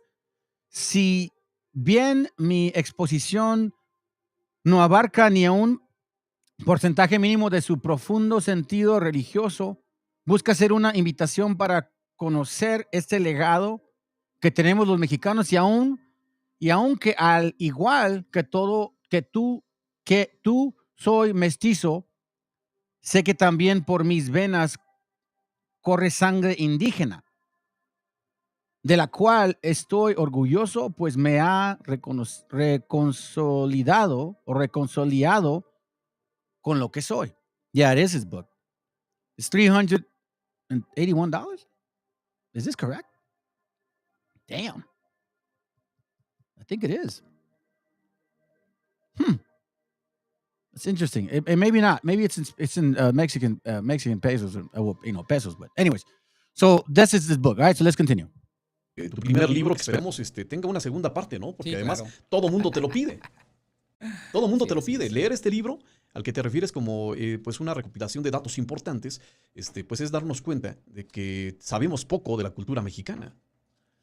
Y a lo largo de estos años, pues se ha fortalecido este libro. Y este mismo libro lo sigues difundiendo, Martín. Sí, poco, no tanto, porque faltan reimpresiones, es virtual y a través de Amazon se está difundiendo. Ahí lo encontramos. Ahí te lo envían en Amazon, sí. Anótele, entre a Amazon y busque Malinalco Orígenes. Se va a sorprender de lo que va a encontrar en este libro. ¿Qué encontraremos, Martín, en términos generales? Pues mira, en términos generales hablo de la mística de los guerreros mexicanos, de la astronomía, de conceptos religiosos, un epílogo, pero habiendo un tema apasionante, los sacrificios humanos. Entonces yo demuestro con elementos de prueba plena pues que es una falsedad, que es un... You see? There it goes. That was one point I wanted to bring up. He says here, and he writes about the sacrificing of men, of people. He says that was a lie. That was a lie. And lately we've been getting more reports about it. Es un tema apasionante los sacrificios humanos. Entonces yo demuestro con elementos de prueba plena pues que es una falsedad, que es un invento No realmente. existieron los sacrificios humanos. Realmente no, mira, hay una apología institucional para defender que sí había, pero en realidad no hubo, más bien fue una justificante por todos los crímenes que se hicieron en México. It's $15, family. Thank you, brother. Appreciate it, bro. Thank you, man. Appreciate that. That's good. That's good. Man, in case you brothers want to contribute to the brothers' help, I mean, it's good to understand exactly what he's written, but he goes deep into this whole concept here, like actually showing we knew astronomy, science, engineering, mathematics, binary code, 0 and 1. Obviously, when you talk about the gastronomy, not just astronomy, talk about the food, the herb, the medicinal aspects of our understanding, I know this for a fact because I remember when I was around 12, 13 years old, I used to go into the library and grab these books because I used to mess around with clay, right? I used to do sculpting. So I'd go to these libraries and like get these books so I could borrow them. And as I'm looking through these books, right, I find out these books about herbs and whatever, something led me to. So anyways, I found out, even then, I never forgot, we had over 3,000 herbs. And each one had a purpose behind it, a medicinal purpose behind the herb.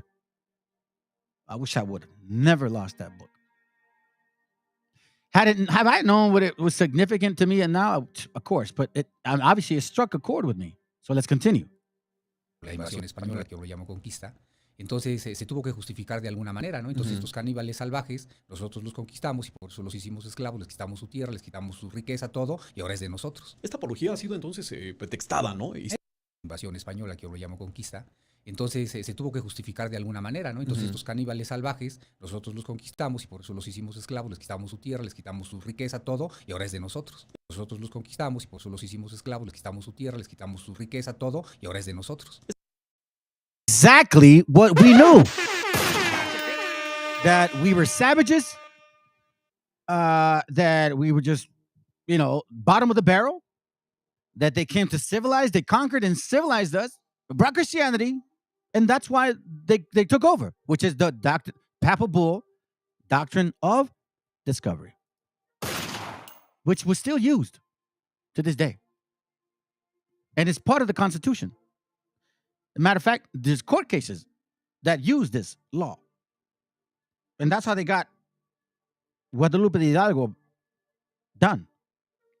So as long as they continue to teach you and tell you you're just a bunch of Indians like this dumb Indian here, right here, and you believe the hype, well, yeah, of course, you're not going to want to know about you. But that's not the case. Now, the brother said, what's the point about this whole thing regarding salvation? Salvation starts with knowing who you are first, according to the Bible. Because man didn't create another human being. We're all in the book. All nations are in the book. And some of us have a purpose. Good ones, and some of us have bad ones. Some of us are made vessels for destruction. And some of us are made vessels of righteousness. You got to find out who you are. And that's the journey. Let's go. Estos caníbales salvajes, nosotros los conquistamos y por eso los hicimos esclavos, les quitamos su tierra, les quitamos su riqueza, todo, y ahora es de nosotros. Esta apología ha sido entonces pretextada, ¿no? Históricamente, digan lo que digan. No existe, a pesar de que lo veamos en libros de historia, pero también en películas de Hollywood, ¿no? Es peor. This is not true. This is not true.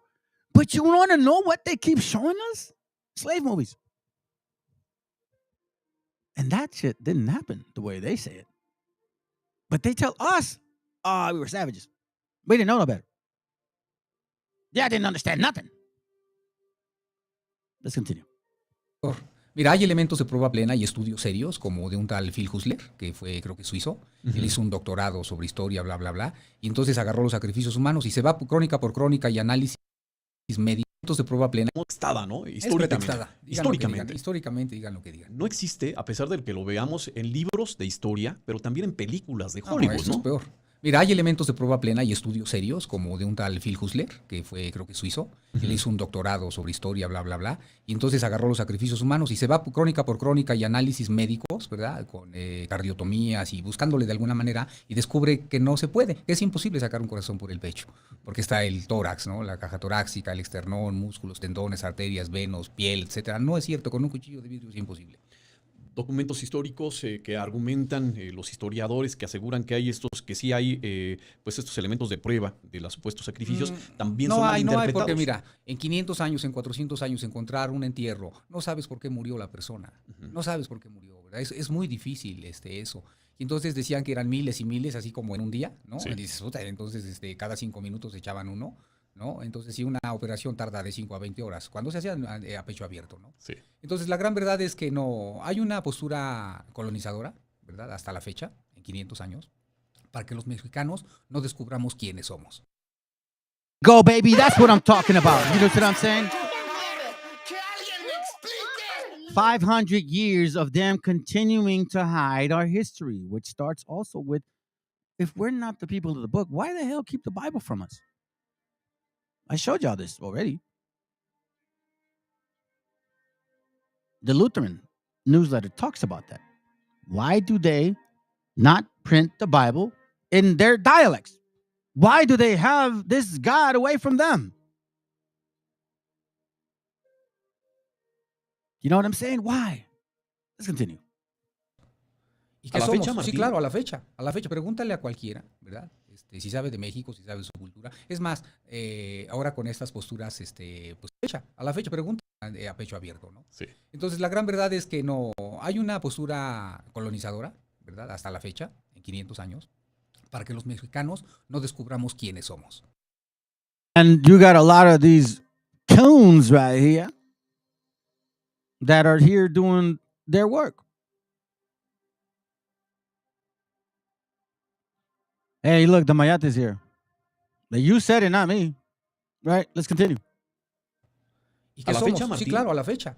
Pregúntale a cualquiera, ¿verdad?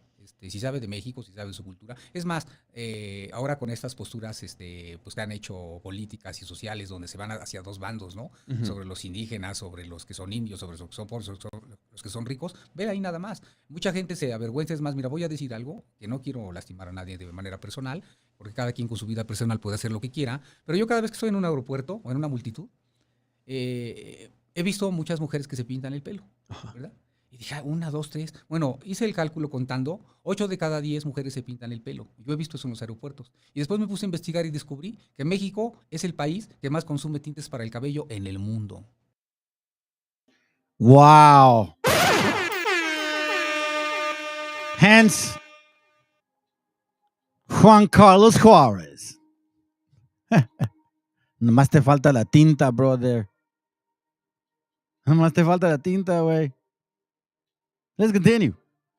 We're almost done on this text, and then we're going to move on to the next one, and then that's it. Let's go. Tintes para el cabello. Sí, y estamos hablando de tinte rubio. Hacia allá rubios, claro, ¿no? Entonces, digo, cada quien hace con su vida. Envy not the oppressor and choose none of his ways. Remember that.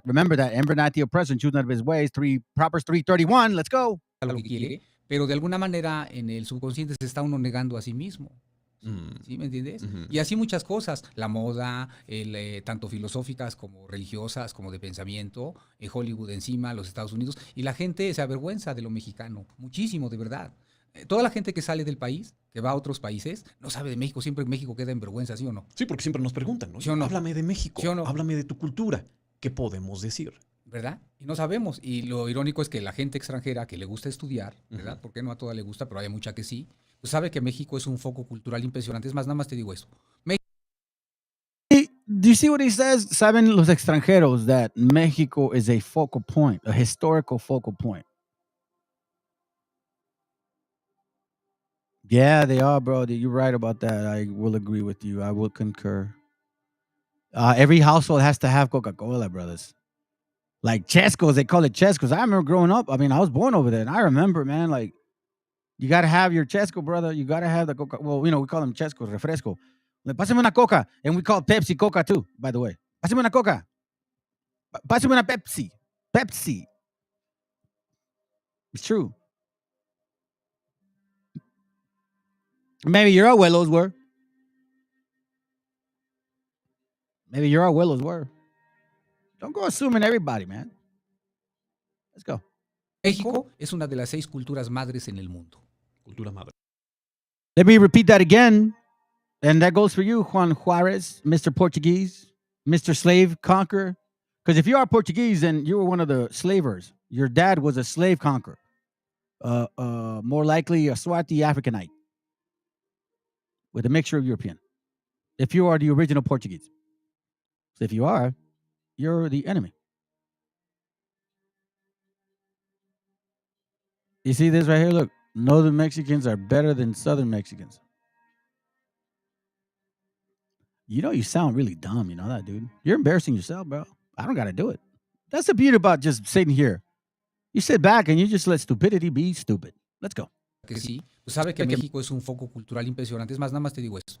México es una de las 6 culturas madres en el mundo.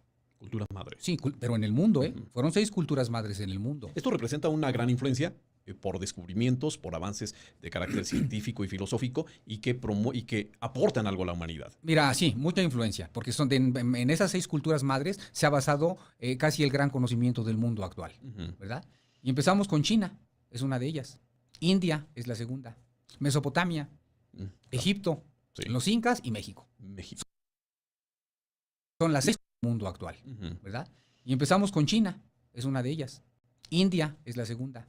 Mesopotamia, Egipto, los incas, casi el gran conocimiento. Sí, mucha influencia, porque en esas 6 culturas madres se ha basado casi el gran conocimiento del mundo actual, ¿verdad? Y empezamos con China, es una de ellas. India es la segunda.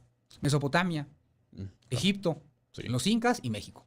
Son las 6 culturas madres. No hay más. And if you guys remember the class I did, Mesopotamia, keep that in mind, the Chaldees, right? All right, let's continue. No hay más, y de ahí se retoma todo el conocimiento. Tú dirías los griegos, pero no, los griegos le copiaron mucho a los egipcios. Sí. Digo, se basan más que nada en los egipcios, así es, ellos, ¿verdad? En Persia, ¿verdad? ¿Y qué aportó México al mundo? Mira, México ha aportado, aparte del oro y la riqueza, porque debo decirte algo hablando de la aportación de la riqueza y del oro y de la plata. Inglaterra pudo hacer su revolución industrial gracias al oro de México. Pues pregúntate, ¿de dónde sacaron el dinero? Si I see, I told you. All right, so here I'm going to embarrass you, Juan Juarez. You're the Malincha, brother. You're the Malincha, dude. I'm going to show people your face because you like to hide and use this other shit. And I really dislike people like you, man. So you better unfriend me right now. Where you at? Let me see. Let me see here real quick. Let me see if I can find somebody here for you. Hold on a second here. Let me not embarrass other people because, you know what I mean? Hold on. Where are you at? You better run, bro. You better run. I'm going to show people your curly Sue. Talk a big game, man. You think you know shit. Coming over here telling us about who we are and who we're not. Oh, man. If you erase your picture before I get to it, bro, you just told me who you are. Give me a few, family. I will find it, and I will show you. So in case you work with this guy, at least you know how he feels. Show me how you truly feel, huh? Where are you? ¿Dónde estás, güey? I'm going to give you time to run away.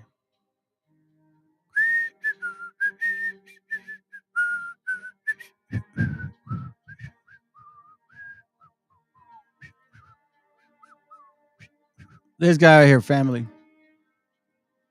This is who's bugging us right now. This guy right here. Juan Juarez. This is you. We are Spanish, Portuguese, Native American, Africans. We are not all pure people. That's who you are. Stop lying. Why don't you just admit this is who you are? Juan Carlos Juarez.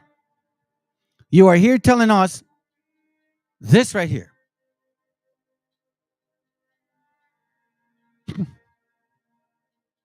You see, I don't know why people do this, fam. I don't understand why people do this. Why are you guys, what's wrong with you? You guys are supposed to be adults, man. If you don't like this channel, move the fuck on. There's other people here listening, watching that actually want to learn. You know what I'm saying? That maybe is insignificant to you because you're a Spanish, Portuguese, American, whatever, African.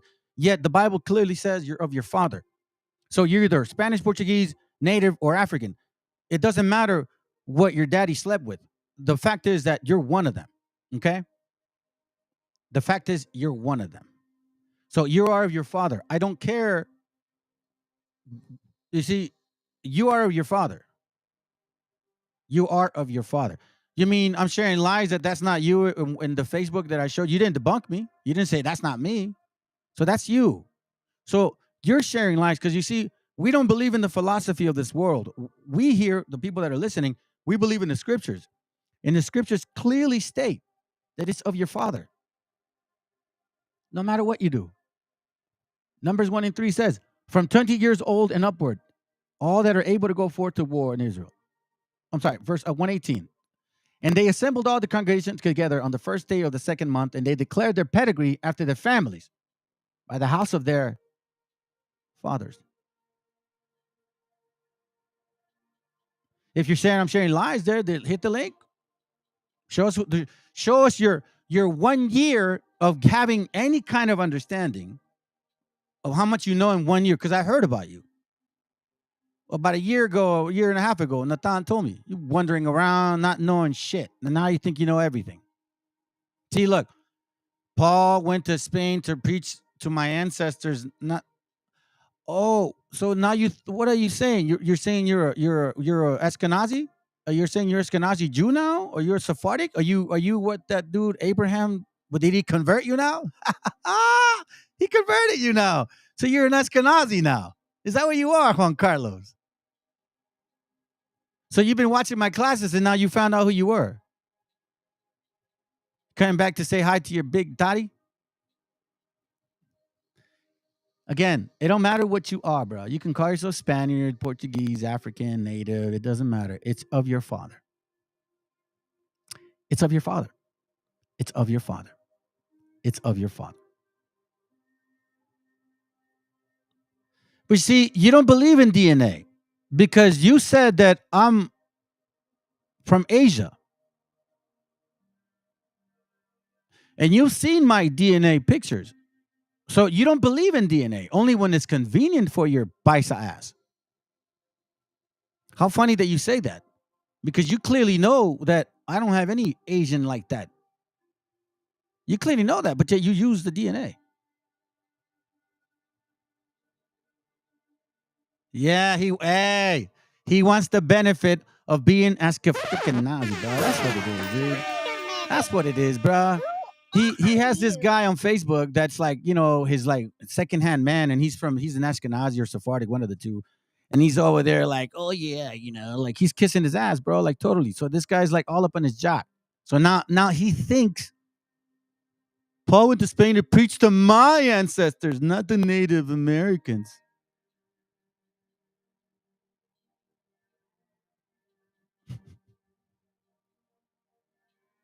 You forgot to say he was also white, right? Hey, check it out. Let's continue. Anyways, look, I'm going to continue this one for later because I want to get to this other point. All right. So now here's the facts, family. Here's the facts. So this guy can say what he wants to say. So see, there it goes right there. You see, family, we are a white Hispanic mestizo. But he says that Paul went to speak to his people. Well, Paul used the scriptures. Let me show you what Paul said. Okay. What Paul said right here. Paul 9:4, Romans 9:4 says, who are Israelites, to whom pertain the adoption and the glory and the covenant and the giving of the law and the serving of God and the promises. Whose are the fathers, of whom I'm concerning the flesh came, is over all. God bless forever. Amen. So if you're saying he came to talk to your people, then you should understand that you cannot get around the law. Because he talked about the law. So see, if you're an Israelite, then you should know that it is of your father's pedigree, no matter what so-called mixture you want to bring about. Now, I'm defending the scriptures. What you claim that you know. So if I'm triggered by defending the scriptures, yeah. I mean, you said Paul went to talk to your people, but you obviously don't know your own Bible. So a heathen knows the Bible more than you? Since you're calling me a heathen, if that's what you're really. So family, here we go. Now the facts came about. There we go. I love it, man.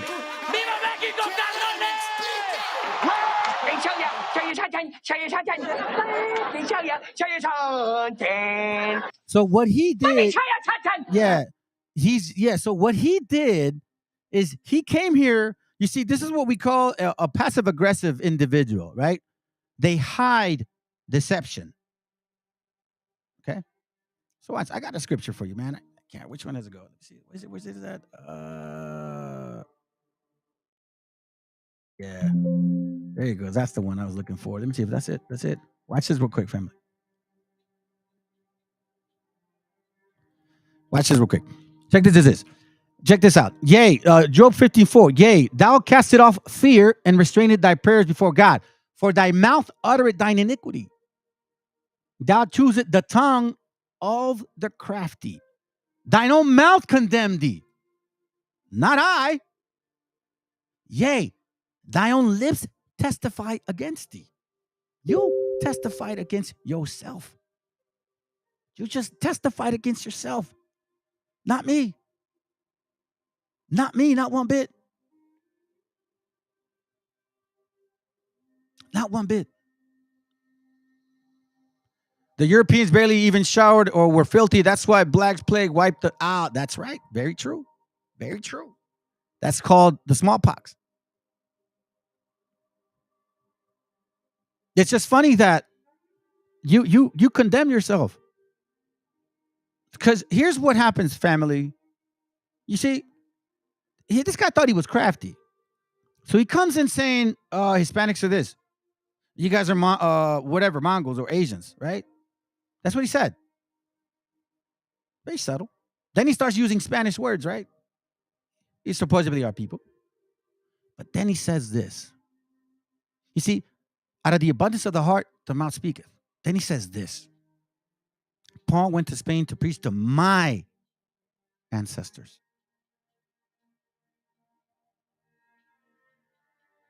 You see that? To my ancestors. You see, family? Then he says DNA. Then he says that supposedly we're all mixed, right? But he makes sure that he said to you, so-called Hispanic, that you guys are all Asians.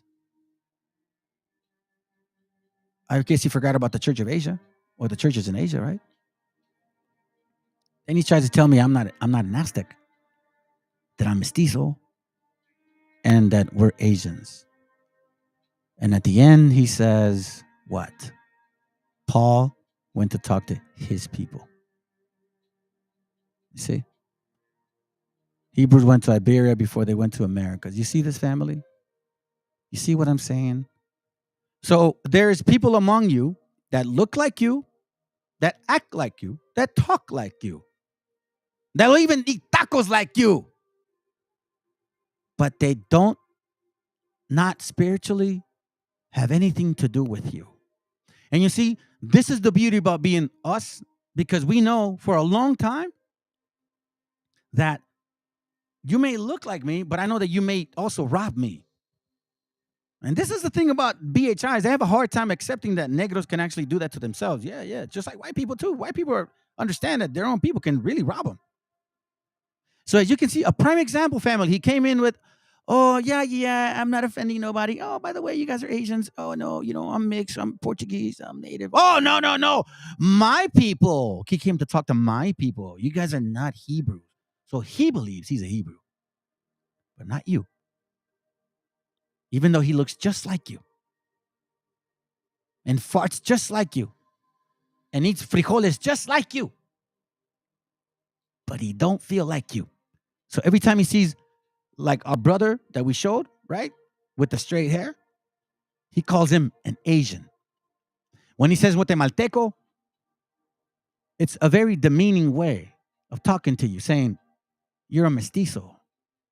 You see, us white crackers civilized your ass. That's what Juan Carlos is saying. So when you look in the mirror, Juan Carlos, you think you're white. That's a sad case of a moronic man. Ah, there you go, bro. I love that shit. But you want to know something? It starts like this, family. It starts like this.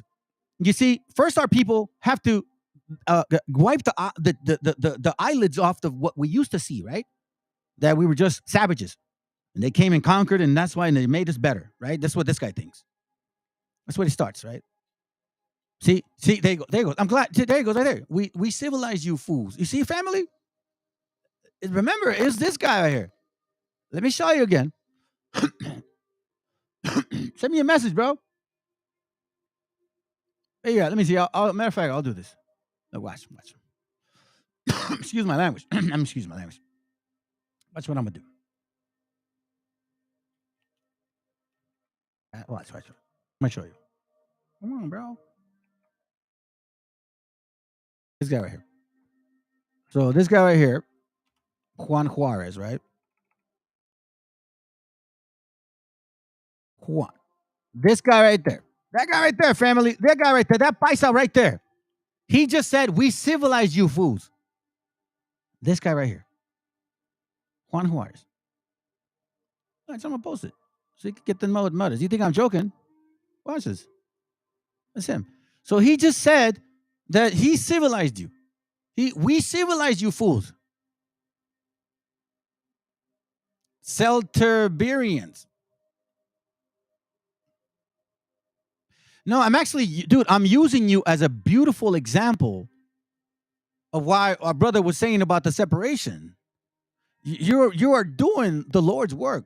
I'm a paisa. I never denied that. But you just said we civilized you fools. So what you're telling the brothers here, like this brother right here, that you came out of his nuts. I'm saying that he came out of your nuts.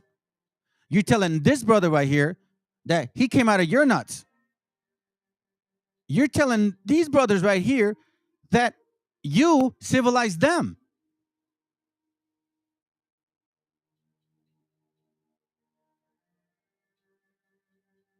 That's what you're saying. We are paisas of Spanish descent. You see, family?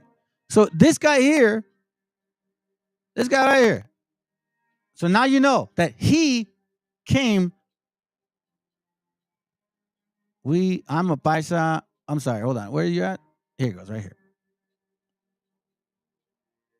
We civilize you fools.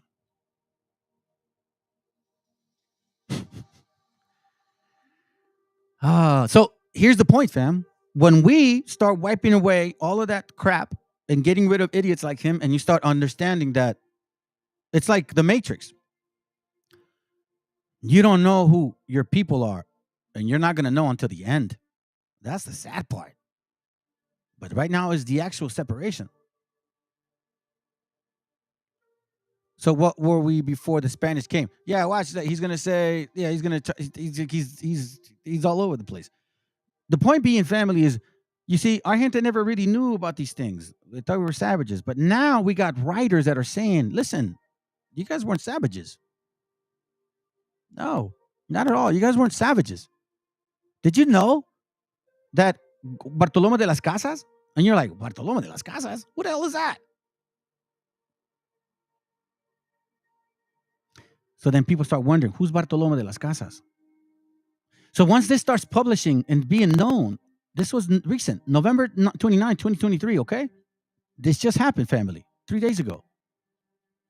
Once people start hearing this, and then they hear that in the Bible, a nation from afar, from the end of the earth, as swift as the eagle flieth, whose nation thou should not understand, with a fierce countenance, came and took your land, killed your kids, enslaved your children, raped your wives. You're going to be like, wait a minute, that's in the Bible? Yeah. But that's what happened when the Spaniards came. Yeah. So check this out, fam. Let's enjoy this. This is about a good 10 minutes, 12 minutes. I'm going to speed it up, and I'm going to go to the bathroom, and I'm going to come back right back. All right, let's go. porque se pasó de lanza horriblemente y porque los curas, no más falta que leas a Bartolomé de las Casas para que veas los asesinatos tremendos de españoles que encadenaban a 13 indígenas y bolas con un disparo. ¿Cuántos mataste? 8. A ver, voy yo. Amárrame otros 13. ¡Bum! Maté a 9, te gané, cabrón. Es más poderosa mi arma. O cómo sacaban, dicho por Bartolomé de las Casas, cómo les sacaban a las mujeres embarazadas, los niños con espadas y los azotaban. Es tremendo. En mi libro esa es la parte más triste y más fuerte que hay, todo el relato de Bartolomé. Ahora sí que no dicho por mí, sino por un español. Un católico, Tony, en el nombre de Dios. Es tremendo lo que hicieron con las personas, se pasaron de lanza horriblemente. Fue un genocidio tremendo. Por ejemplo, hacían, llegaban con un pergamino a un pueblo, vamos a decir, de zapotecas, y en español decían, por órdenes de la reina Isabel, bla, bla, bla, y del papa, bla, bla, bla, estas tierras ya pertenecen a España y bla, bla, bla, no a la Nueva España, sino España. Y todos los que no estén de acuerdo, para un lado, y los que sí estén de acuerdo, para el otro. Pues la gente ni les entendía. O sea, tú vienes ahorita, te habla un cuate en ruso y te dice, ¿estás de acuerdo con los rusos? Pasa para acá, y si no estás de acuerdo, pasa para acá, y si no, los vamos a matar. Entonces toda la gente pues nada más se queda como, ja, ¿qué? ¿Y estos qué? Y de repente pues todos los que estaban del lado derecho, pum, pum, pum, pum, pásate para acá o te mato. ¿Qué pasó? Pues ya, a partir de ahora eres mi esclavo. Y como no tienes alma, pues me vale gorro, ¿no? Eres un X, porque hasta las plantas tienen alma. And that's all we knew. That's exactly what they told us. That y'all ain't shit. Until this very day, they're still doing that. To this very day.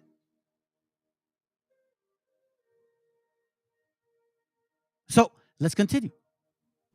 Tony, estábamos en la parte de las atrocidades más oscuras. I don't know about that. The whole calendar, because it says doomsday. I mean, we don't know if it's a true prophecy. I'm not a well-known historian of this subject, so I'm not going to necessarily agree or disagree. But that's not really. It has the prophecy has to come out of the scriptures, at the end of the day. So that's kind of where I leave it. Anyways, let's continue. De los eurobárbaros, aunque en ese sentido que dirías que pues no todos culpables, pero muchos eran omisos ante estas atrocidades. Entonces yo siento que pues aunque no hayan hecho nada, no hayan invadido, son cómplices, y hoy en día pues hay muchos españoles.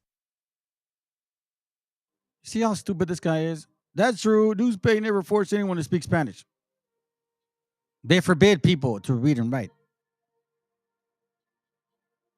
If you forbid somebody to read and write, then you force them to either read and write. So you guys came and like were so nice and shit, you gave us and brought food and all that. That's what he's saying. So Mexicans only started to exist when Spanish came to America. Yeah, that's what he's saying. That's what he's saying. But he says that Paul came to talk to his people. So what he's saying is that humans created another nation. You see? And then now he's talking like as if he knows this history about these brothers here, Texcala and all that. Dude, listen, this guy was like a worker at a regular job about a year and a half ago. He was paying bills like everybody else. And then somebody said something to him, and all of a sudden now he thinks he's wise. And now he thinks he's a Spanish, Portuguese native that has his ancestors who Paul spoke to, who says that he civilized you. Que sí defienden mucho el tema de la colonialidad, y ya tienes pues incluso los expresidentes como Felipe Calderón, que se junta con los conservadores españoles y defienden toda esa parte de la hispanidad y la colonialidad mexicana, ¿no? Pero sobre ese contexto, cuéntame, ¿qué otros eventos tan macabros pudiéramos vislumbrar para que pues se den cuenta las personas que los verdaderos salvajes y sin almas eran los invasores conquistadores. Muy buena pregunta. Bueno, primero te diría que Felipe Calderón no tiene el término ni siquiera de mexicano, es un espurio malnacido que tuve la oportunidad de conocer varias veces porque iba a mi lugar, a Rocotitlán. You hear what he says? And by the way, you see how this idiot is over here talking, right? Yet the historian, the well-educated brother that he calls Asian, cleared that up. He literally said about the three nations. Natives were at war with each other way before Hispanics can get to there's no hugs and kisses. It's typical Euro trash knowledge. It's just typical trash knowledge, man. This is so sad, family. I don't feel sad for my gente because we're growing from this. But people like this guy, do you still believe this American history?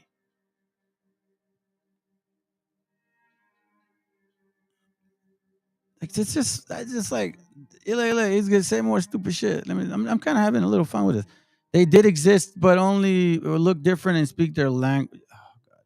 Listen, bro, I'm gonna do this. All right, I'm gonna do. I'll tell you what. Because I technically practically insulted you, and you still don't have the balls to hit the link. So before you post anything else, hit the fucking link. If you don't hit the link, I'm gonna block your ass. Because guess what? You see, there you go. That's it. What I'm gonna do is I'm gonna block you because you're wasting our time. And you don't want to get on this. Yeah, he sounds like he's gonna vote for Trump. Go vote for Trump, bro. Go vote for him, man. Go vote. Go be a Republican, Democrat. Go do your thing. Go do your thing, Juan Juarez.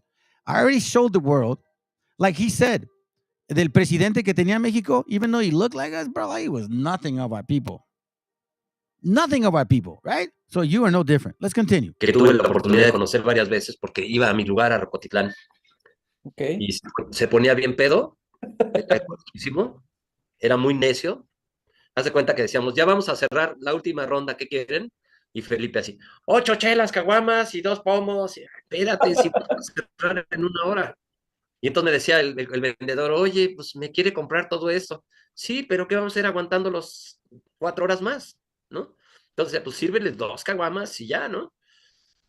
Y se ponía súper necio, terminó, ¿cómo eres, güey? ¿No? Ibas a ganar un chingo de lana, ibas a ser... No. Movimientos sociales quizás nada más. O sea, los salvajes, cerrando el tema de ese pendejo. Sí, claro que hay, mira, hay cosas maravillosas. Por ejemplo, tú dime, los indígenas del mundo, ¿cuántas guerras hemos iniciado? No. Movimientos sociales quizás nada más. O sea, los salvajes, bla, bla, bla, bla, bla, bla. Ni una guerra hemos iniciado ni hemos hecho. Siempre han venido a chingarnos. Que los franceses, los ingleses, los gringos, los españoles, no se diga, los portugueses, los... Hey, we just got one of them, right? Españoles, portugueses, nomás vienen aquí a andar puro desmadre, güey. Like the same shit. You guys are just here bugging us. Like, dude, listen, we're not trying to initiate war, but it's always you guys. But yet he comes in, oh, you guys were always at war. Well, we're not ever trying to initiate war. Plus, the historian specifically clears up and says, listen, man, there was the Triple Alliance. These men talked before they went to war. They were warriors. Let's go. Los españoles, no se diga, los portugueses, los vikingos. Nosotros no hemos hecho ni una sola guerra. Esa es la mejor carta para decir, los indígenas del mundo son pacíficos. Nosotros no hacemos guerras. Nosotros, al revés, hemos sido tan benevolentes que a pesar de toda la destrucción que han hecho en nuestro continente durante 500 años, todavía los tenemos aquí y los tratamos como hermanos. See that, family? 500 years. Entonces, es difícil entender una cultura de paz porque entonces te ven como tonto, ¿no? Ah, es que es bien güey. A le puedes hacer. No, soy. And that's exactly what we're trying to change. You ain't doing that Y shit. alivianado. And Es that's the thing. I'm not accepting no sucker like Juan who lacks huevos to even have the decency to hit the link and say, listen, I don't like what you're saying because I studied this and I understand that it's wrong. No, you're just here to talk crap. That's just it. Hey, bro, I know for a fact they don't, dude. I know for a fact they don't, bro. But I like what this man says. Listen, we're done with that now. We ain't doing that no more. We're not doing that no more. You're not just, okay, we're kind, I get it. You think, but you know, when push comes to shove, that's it. So now we're going to use our wisdom. Let's go, Warriors. Entonces, aquí nuestra cultura le ha abierto la puerta en el mundo en el que yo me manejo mucho, que es el rock and roll. Claro. ¿Dónde se hicieron los españoles internacionalmente? ¿Dónde se hicieron los argentinos? ¿Dónde se hicieron los chilenos? En México. O sea, tú vas a Argentina y no conocen a Joaquín Sabina. Bueno, Sabina sí porque tocó con Fito Páez, pero no conocen a las bandas españolas y los españoles no conocen a las bandas argentinas. Están en su ego, nada más sus artistas, su rollo. Pocos artistas van a sus países porque están en su ego. Y México no, México abre las puertas, abre y es benevolente y es inclusivo. Entonces, la cultura prehispánica está muy lejos de andar atacando, de andar peleando, de andar quedándose con lo que no es suyo. Fíjate el descaro de un Donald Trump. Su mamá es irlandesa. Migra a Estados Unidos, tiene un hijo americano porque es nacido en Estados Unidos, pero es un irlandés. Claro. O no sé de dónde es. Pero el caso es que es primera generación. Regresa, o sea, crece el cuate y se va en contra de los originales del continente. Quiere poner una barda. Puta, no mames, este güey está pero pendejisísimo. O sea, ¿cómo es posible que quiera? That's a fact. 1 Corinthians. Which one is that one? Oh, yeah. 1 Corinthians. Yeah. When we were children, we were taught. There you go. Let me get that one, man. When I was a child, I spake as a child. Well, listen. What the hell, bro? What's going on with my. Okay. Did he not charge? What the hell?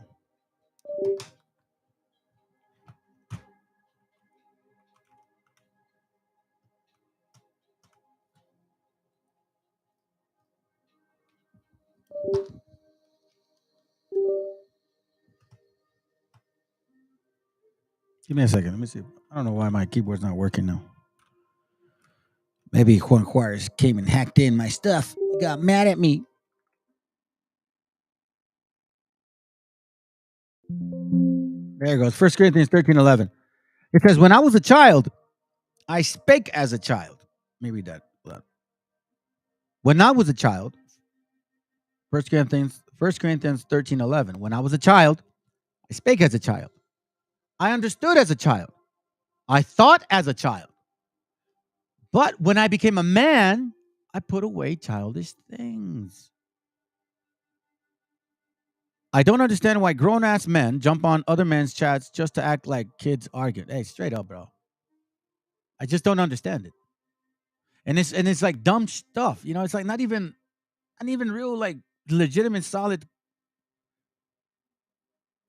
Just dumb. Just dumb. So this is actually a good point right here, family, because it also relates to what we're learning here. You see, before we were children and we didn't know any better.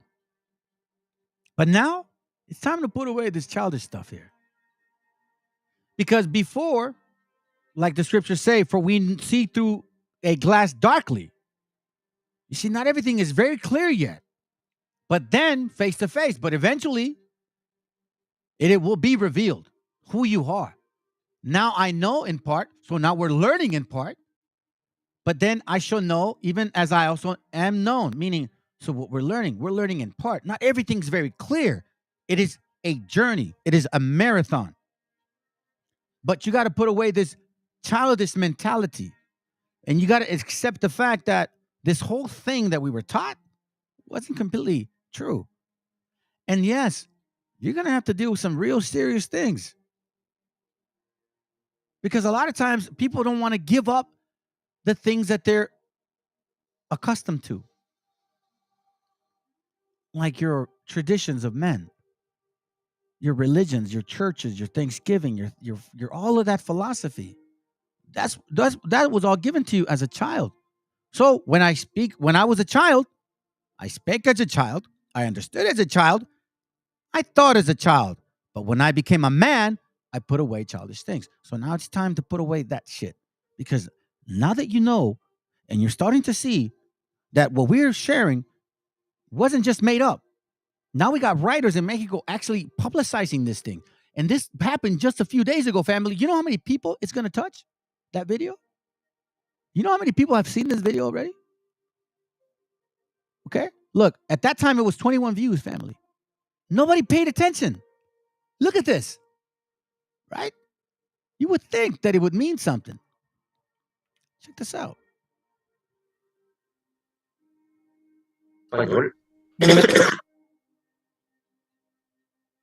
23 views in one day, fam. Tell me if that shit ain't freaking weird. Tell me if that ain't weird, fam.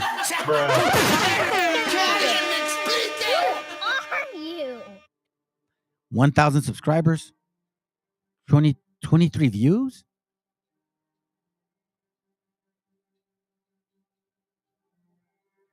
$23 views.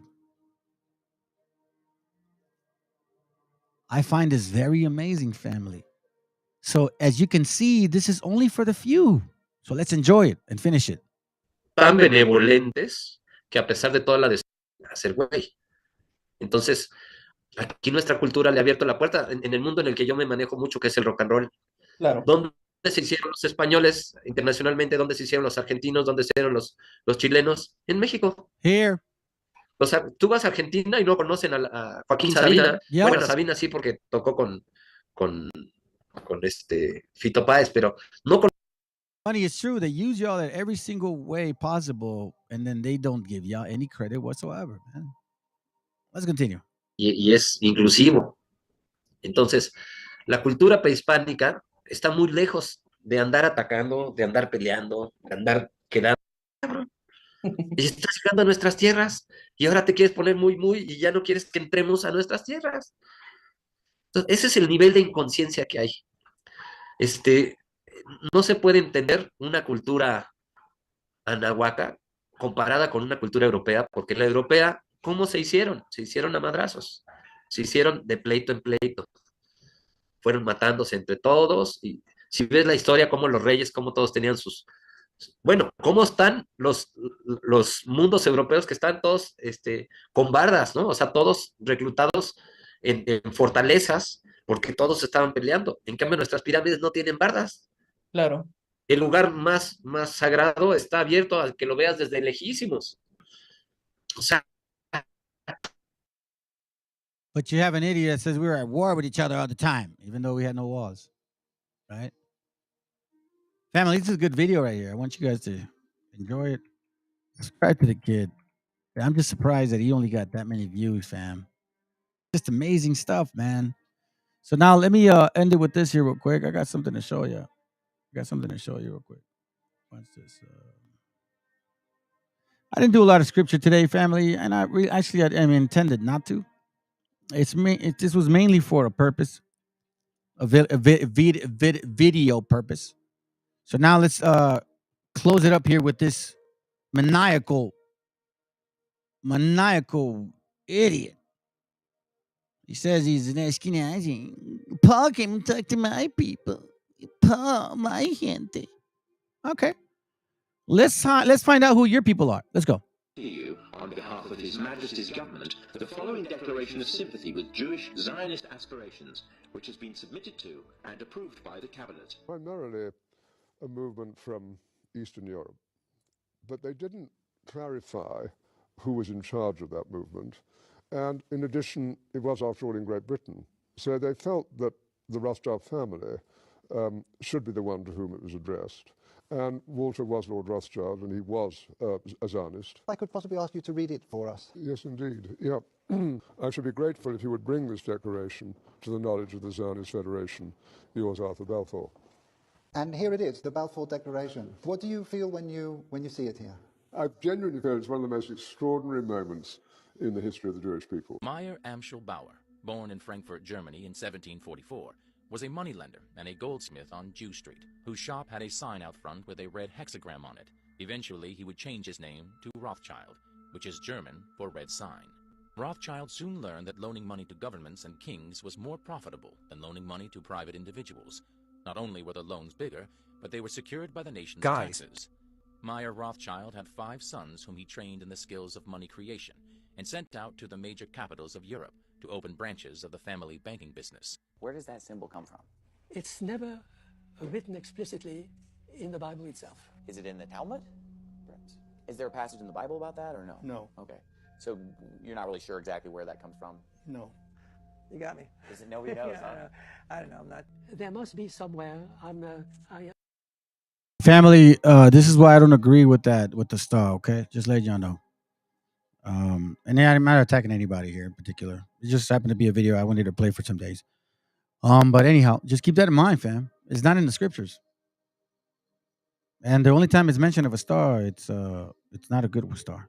It's just like the Queen of Heaven, La Reina de los Cielos. So I wouldn't name anything or even use anything related closely to that. I'm just saying. Let's continue. Do not remember exactly. I believe that what they call the Star of David is actually the Star of Remphan. Because when you study the Bible, you'll see that when they worshipped other gods, the Bible talks about them carrying the banner of the star of their god Remphan. And you know what the scary part is about that? It's literally a 666 figure. Okay? And here's why. All right? Let me show you. And the only reason I know this is because I was talking about that logo program. Okay? Check this out. There's 6, 1, 2, 3, 4, 5, 6. Okay? And then you have 1, 2, 3, 4, 5, 6. Right? And then you have 1, 2, 3, 4, 5, 6. So 6 corners, 6 points, 6 lines. 666. I'm just saying. Me guessing. I don't know, fam. Like me when I was growing up, I didn't play with the Ouija board. I didn't deal with, like, I just like, I don't know if it's real or not, but I ain't messing with it. I'm just saying, all right? Let's finish this class, and then shalom. Shalom. Love y'all until tomorrow. Oh, by the way, it's Friday. So for you guys that have Sabbath, happy Sabbath. You know what? It is Sabbath for you guys, huh? Maybe I'll play another video. All right, let me finish this. The Bible talks about them carrying the banner of the star of their god Remphan. You took up for yourself the star, that's the 6-pointed star, of your god, called Remphan or Kiyun. All these were names for Moloch, the great Baal, the great fire god, who was the devil. Beelzebub. They sacrificed their own children, the Jews did, to the star god. When they worshipped a false god, they had the Star of Remphan as an icon and as a symbol. We never see a Star of David in Scripture, but the star of the false god Remphan. And so we know today that they are not worshiping the true God, because the Bible says, he that denieth the Son, the same hath not the Father. But he that acknowledgeth the Son hath the Father also. If the Jews do not believe on the Son, the Bible says they don't have the Father. So who do they have? Somebody else. In Jewish history, and it begins with 3 words. Dear Lord Rothschild. Dear Lord Rothschild, I have much pleasure in conveying to you, on behalf of His Majesty's government, the following declaration of sympathy with Jewish Zionist aspirations, which has been submitted to and approved by the Cabinet. Primarily a movement from Eastern Europe, but they didn't clarify who was in charge of that movement. And in addition, it was, after all, in Great Britain. So they felt that the Rothschild family should be the one to whom it was addressed. And Walter was Lord Rothschild, and he was a Zionist. If I could possibly ask you to read it for us. Yes, indeed. Yeah. I should be grateful if you would bring this declaration to the knowledge of the Zionist Federation. Yours, Arthur Balfour. And here it is, the Balfour Declaration. What do you feel when you see it here? I genuinely feel it's one of the most extraordinary moments in the history of the Jewish people. Meyer Amschel Bauer, born in Frankfurt, Germany in 1744, was a moneylender and a goldsmith on Jew Street, whose shop had a sign out front with a red hexagram on it. Eventually, he would change his name to Rothschild, which is German for red sign. Rothschild soon learned that loaning money to governments and kings was more profitable than loaning money to private individuals. Not only were the loans bigger, but they were secured by the nation's taxes. Meyer Rothschild had 5 sons whom he trained in the skills of money creation and sent out to the major capitals of Europe to open branches of the family banking business. Where does that symbol come from? It's never written explicitly in the Bible itself. Is it in the Talmud? Is there a passage in the Bible about that or no? No. Okay. So you're not really sure exactly where that comes from? No. You got me. Nobody knows, Yeah, I don't know. I'm not. There must be somewhere. I do not remember exactly. I believe that what they call the Star of David is actually the Star of Remphan.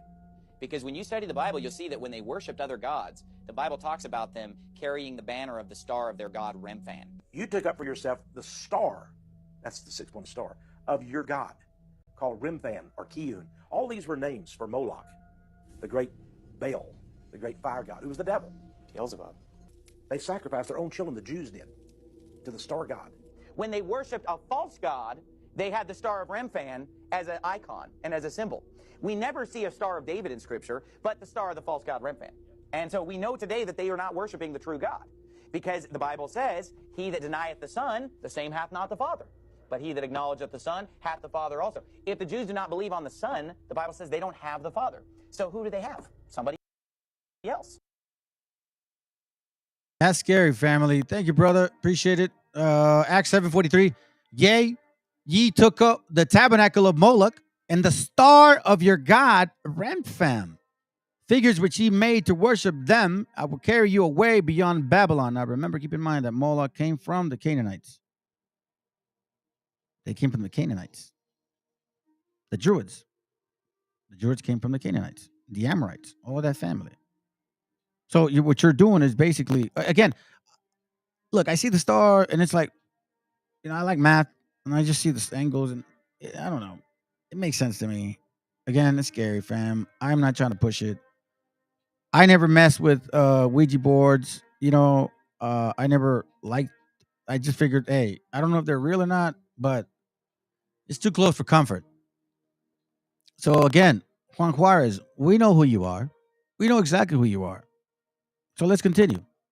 You make the observation in your book, and you say that you have said it many times when you were president of the United States, that no president is ever going to desert Israel, right? Correct.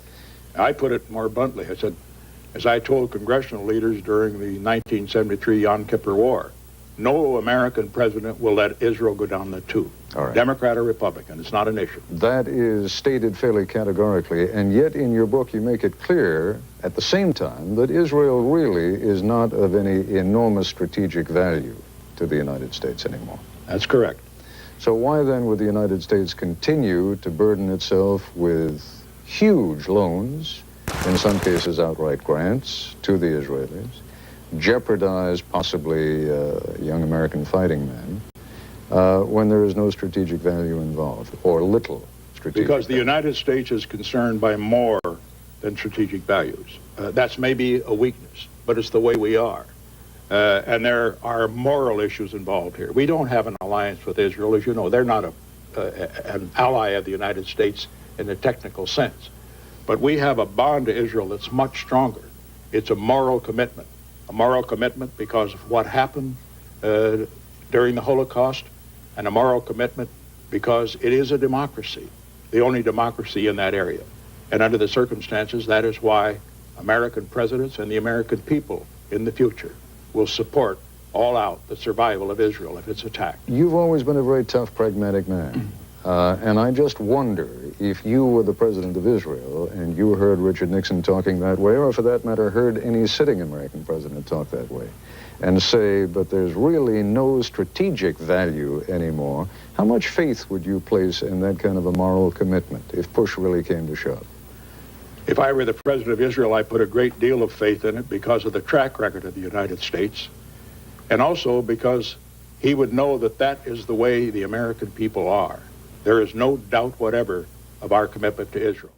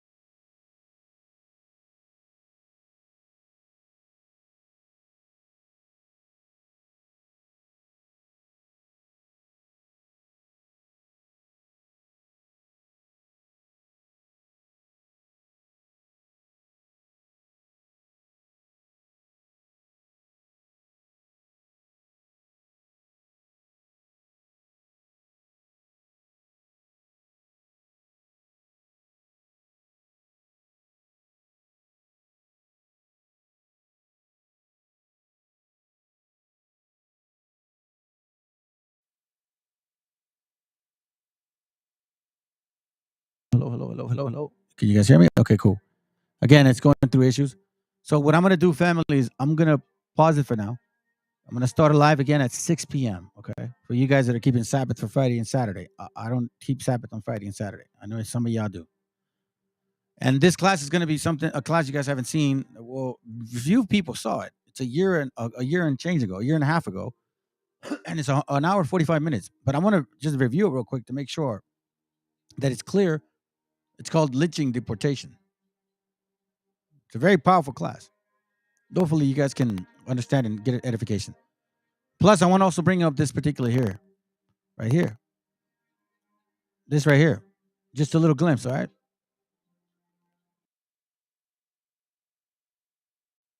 Saltan el muro para vivir el sueño mexicano. Veamos. Esto es Mate con México.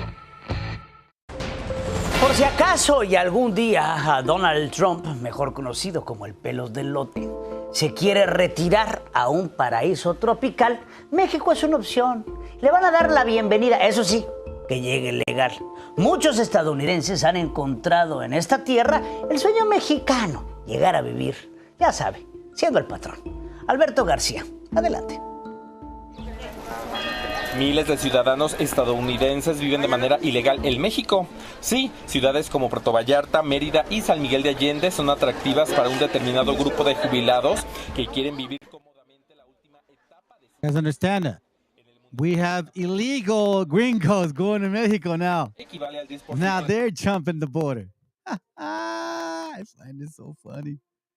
Life is beautiful, family, especially when you know who you are according to the Bible. Stay strong. Endure. Stay strong. Stay strong. I'll see y'all in a couple hours, all right? Shalom. Give me a second here. My bad.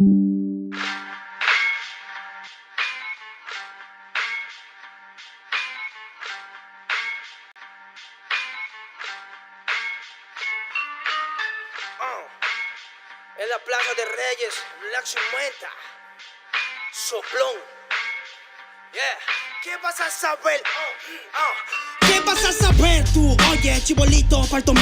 Pulpín de los pulpines, batería de Rapunzel, de rapeos, de raptos, de lagartos en cuartel. Cualquier la pega de cruel con un viejo coronel. Soy flojo, se me antojó dormirme en el laurel. Elevé mi level con un label y un Faber-Castell. Ya un papel, lo empape con sangre de todo aquel que se jura Nobel y no ve mis trenes en la riel. What's so man? ¿Por qué no sacan la tablet? Juro por mis abuelos que no te hablo por las powers. Soy chinchado neto, búscame por pico sour y te voy a meter al centro loco como Beckenbauer. Escúchame atento mi pro, que estamos rompiéndole en pro. El negro de Plaza de Reyes como siempre rompe de este micrófono. Que quiere meterle como yo pero no puede meterle taco pro. Si te pensaba que solo era un gallo, déjame decirle que se equivocó. Real motherfucker feeling on the street. Es el Black Sheep, Black Sea Metal de Plaza de Kings. Motherfucker, so bloom.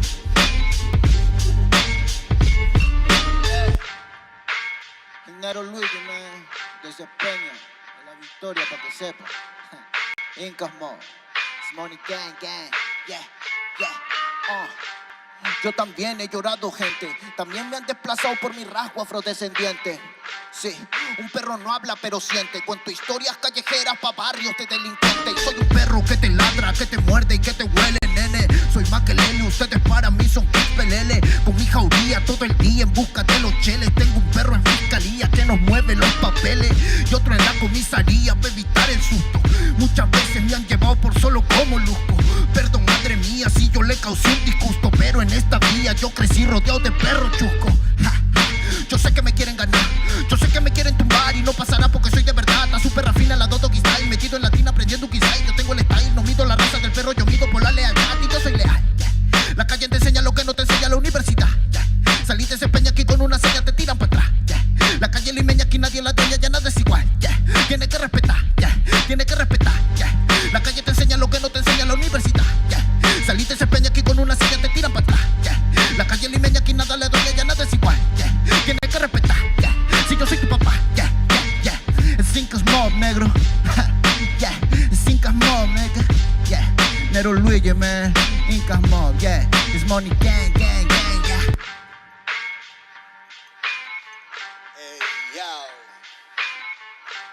Yango en la maldita casa. Me llaman para que les dé al menos una vez al mes. Se metieron al lago y olvidaron que era el mes. For everybody bless. La fama es una puta, me está llamando a las 3. Dile que llame después de las 16 y 25. Volví de la infancia de Abraham Lincoln. Con fuerza ya hinco, luchando para salir del rincón. Letra callejera en CD brinco. Under del under, puede que tu viejo te lo mande. Sale de vez en cuando como el cóndor por los Andes. Mi cuerpo no es de madera como Dandy. Antes que me branden, yo seré la ola que los expande. Aunque esto me pique en la madera, no sirven ni para romper el ticket de un evento afuera. Loco por la carrera, desafían la gravedad. Yo espero tras la barrera y llego con la novedad. Niña, tú solo espera que ya encontré la manera. He visto bastante por querer lograrlo saltando escalones dentro de la escalera. La vida me puso al depósito, yo soy de púlpito pa' que el mundo conociéramos de esta parte mejor intérprete que ha parido esta cordillera. Sin luz afuera, que el espectáculo es dentro. La calle es mi templo, tiembla el pavimento. Cuando yo me concentro, mis disparos son temas. La calle un poema, se siente desde cuando entro. Y a toditos estos drogaditos que creen que rapean, los regreso al centro de mi balcón. Yo he visto el clon de clon en la misma gestión, pero a la malla no llega el balón. Y para esta pantalla no soy el patrón. Yo ya me sé la cuestión y doy fue por cada renglón. Consciente de la operación del final de Mbappé con la edad de bufón.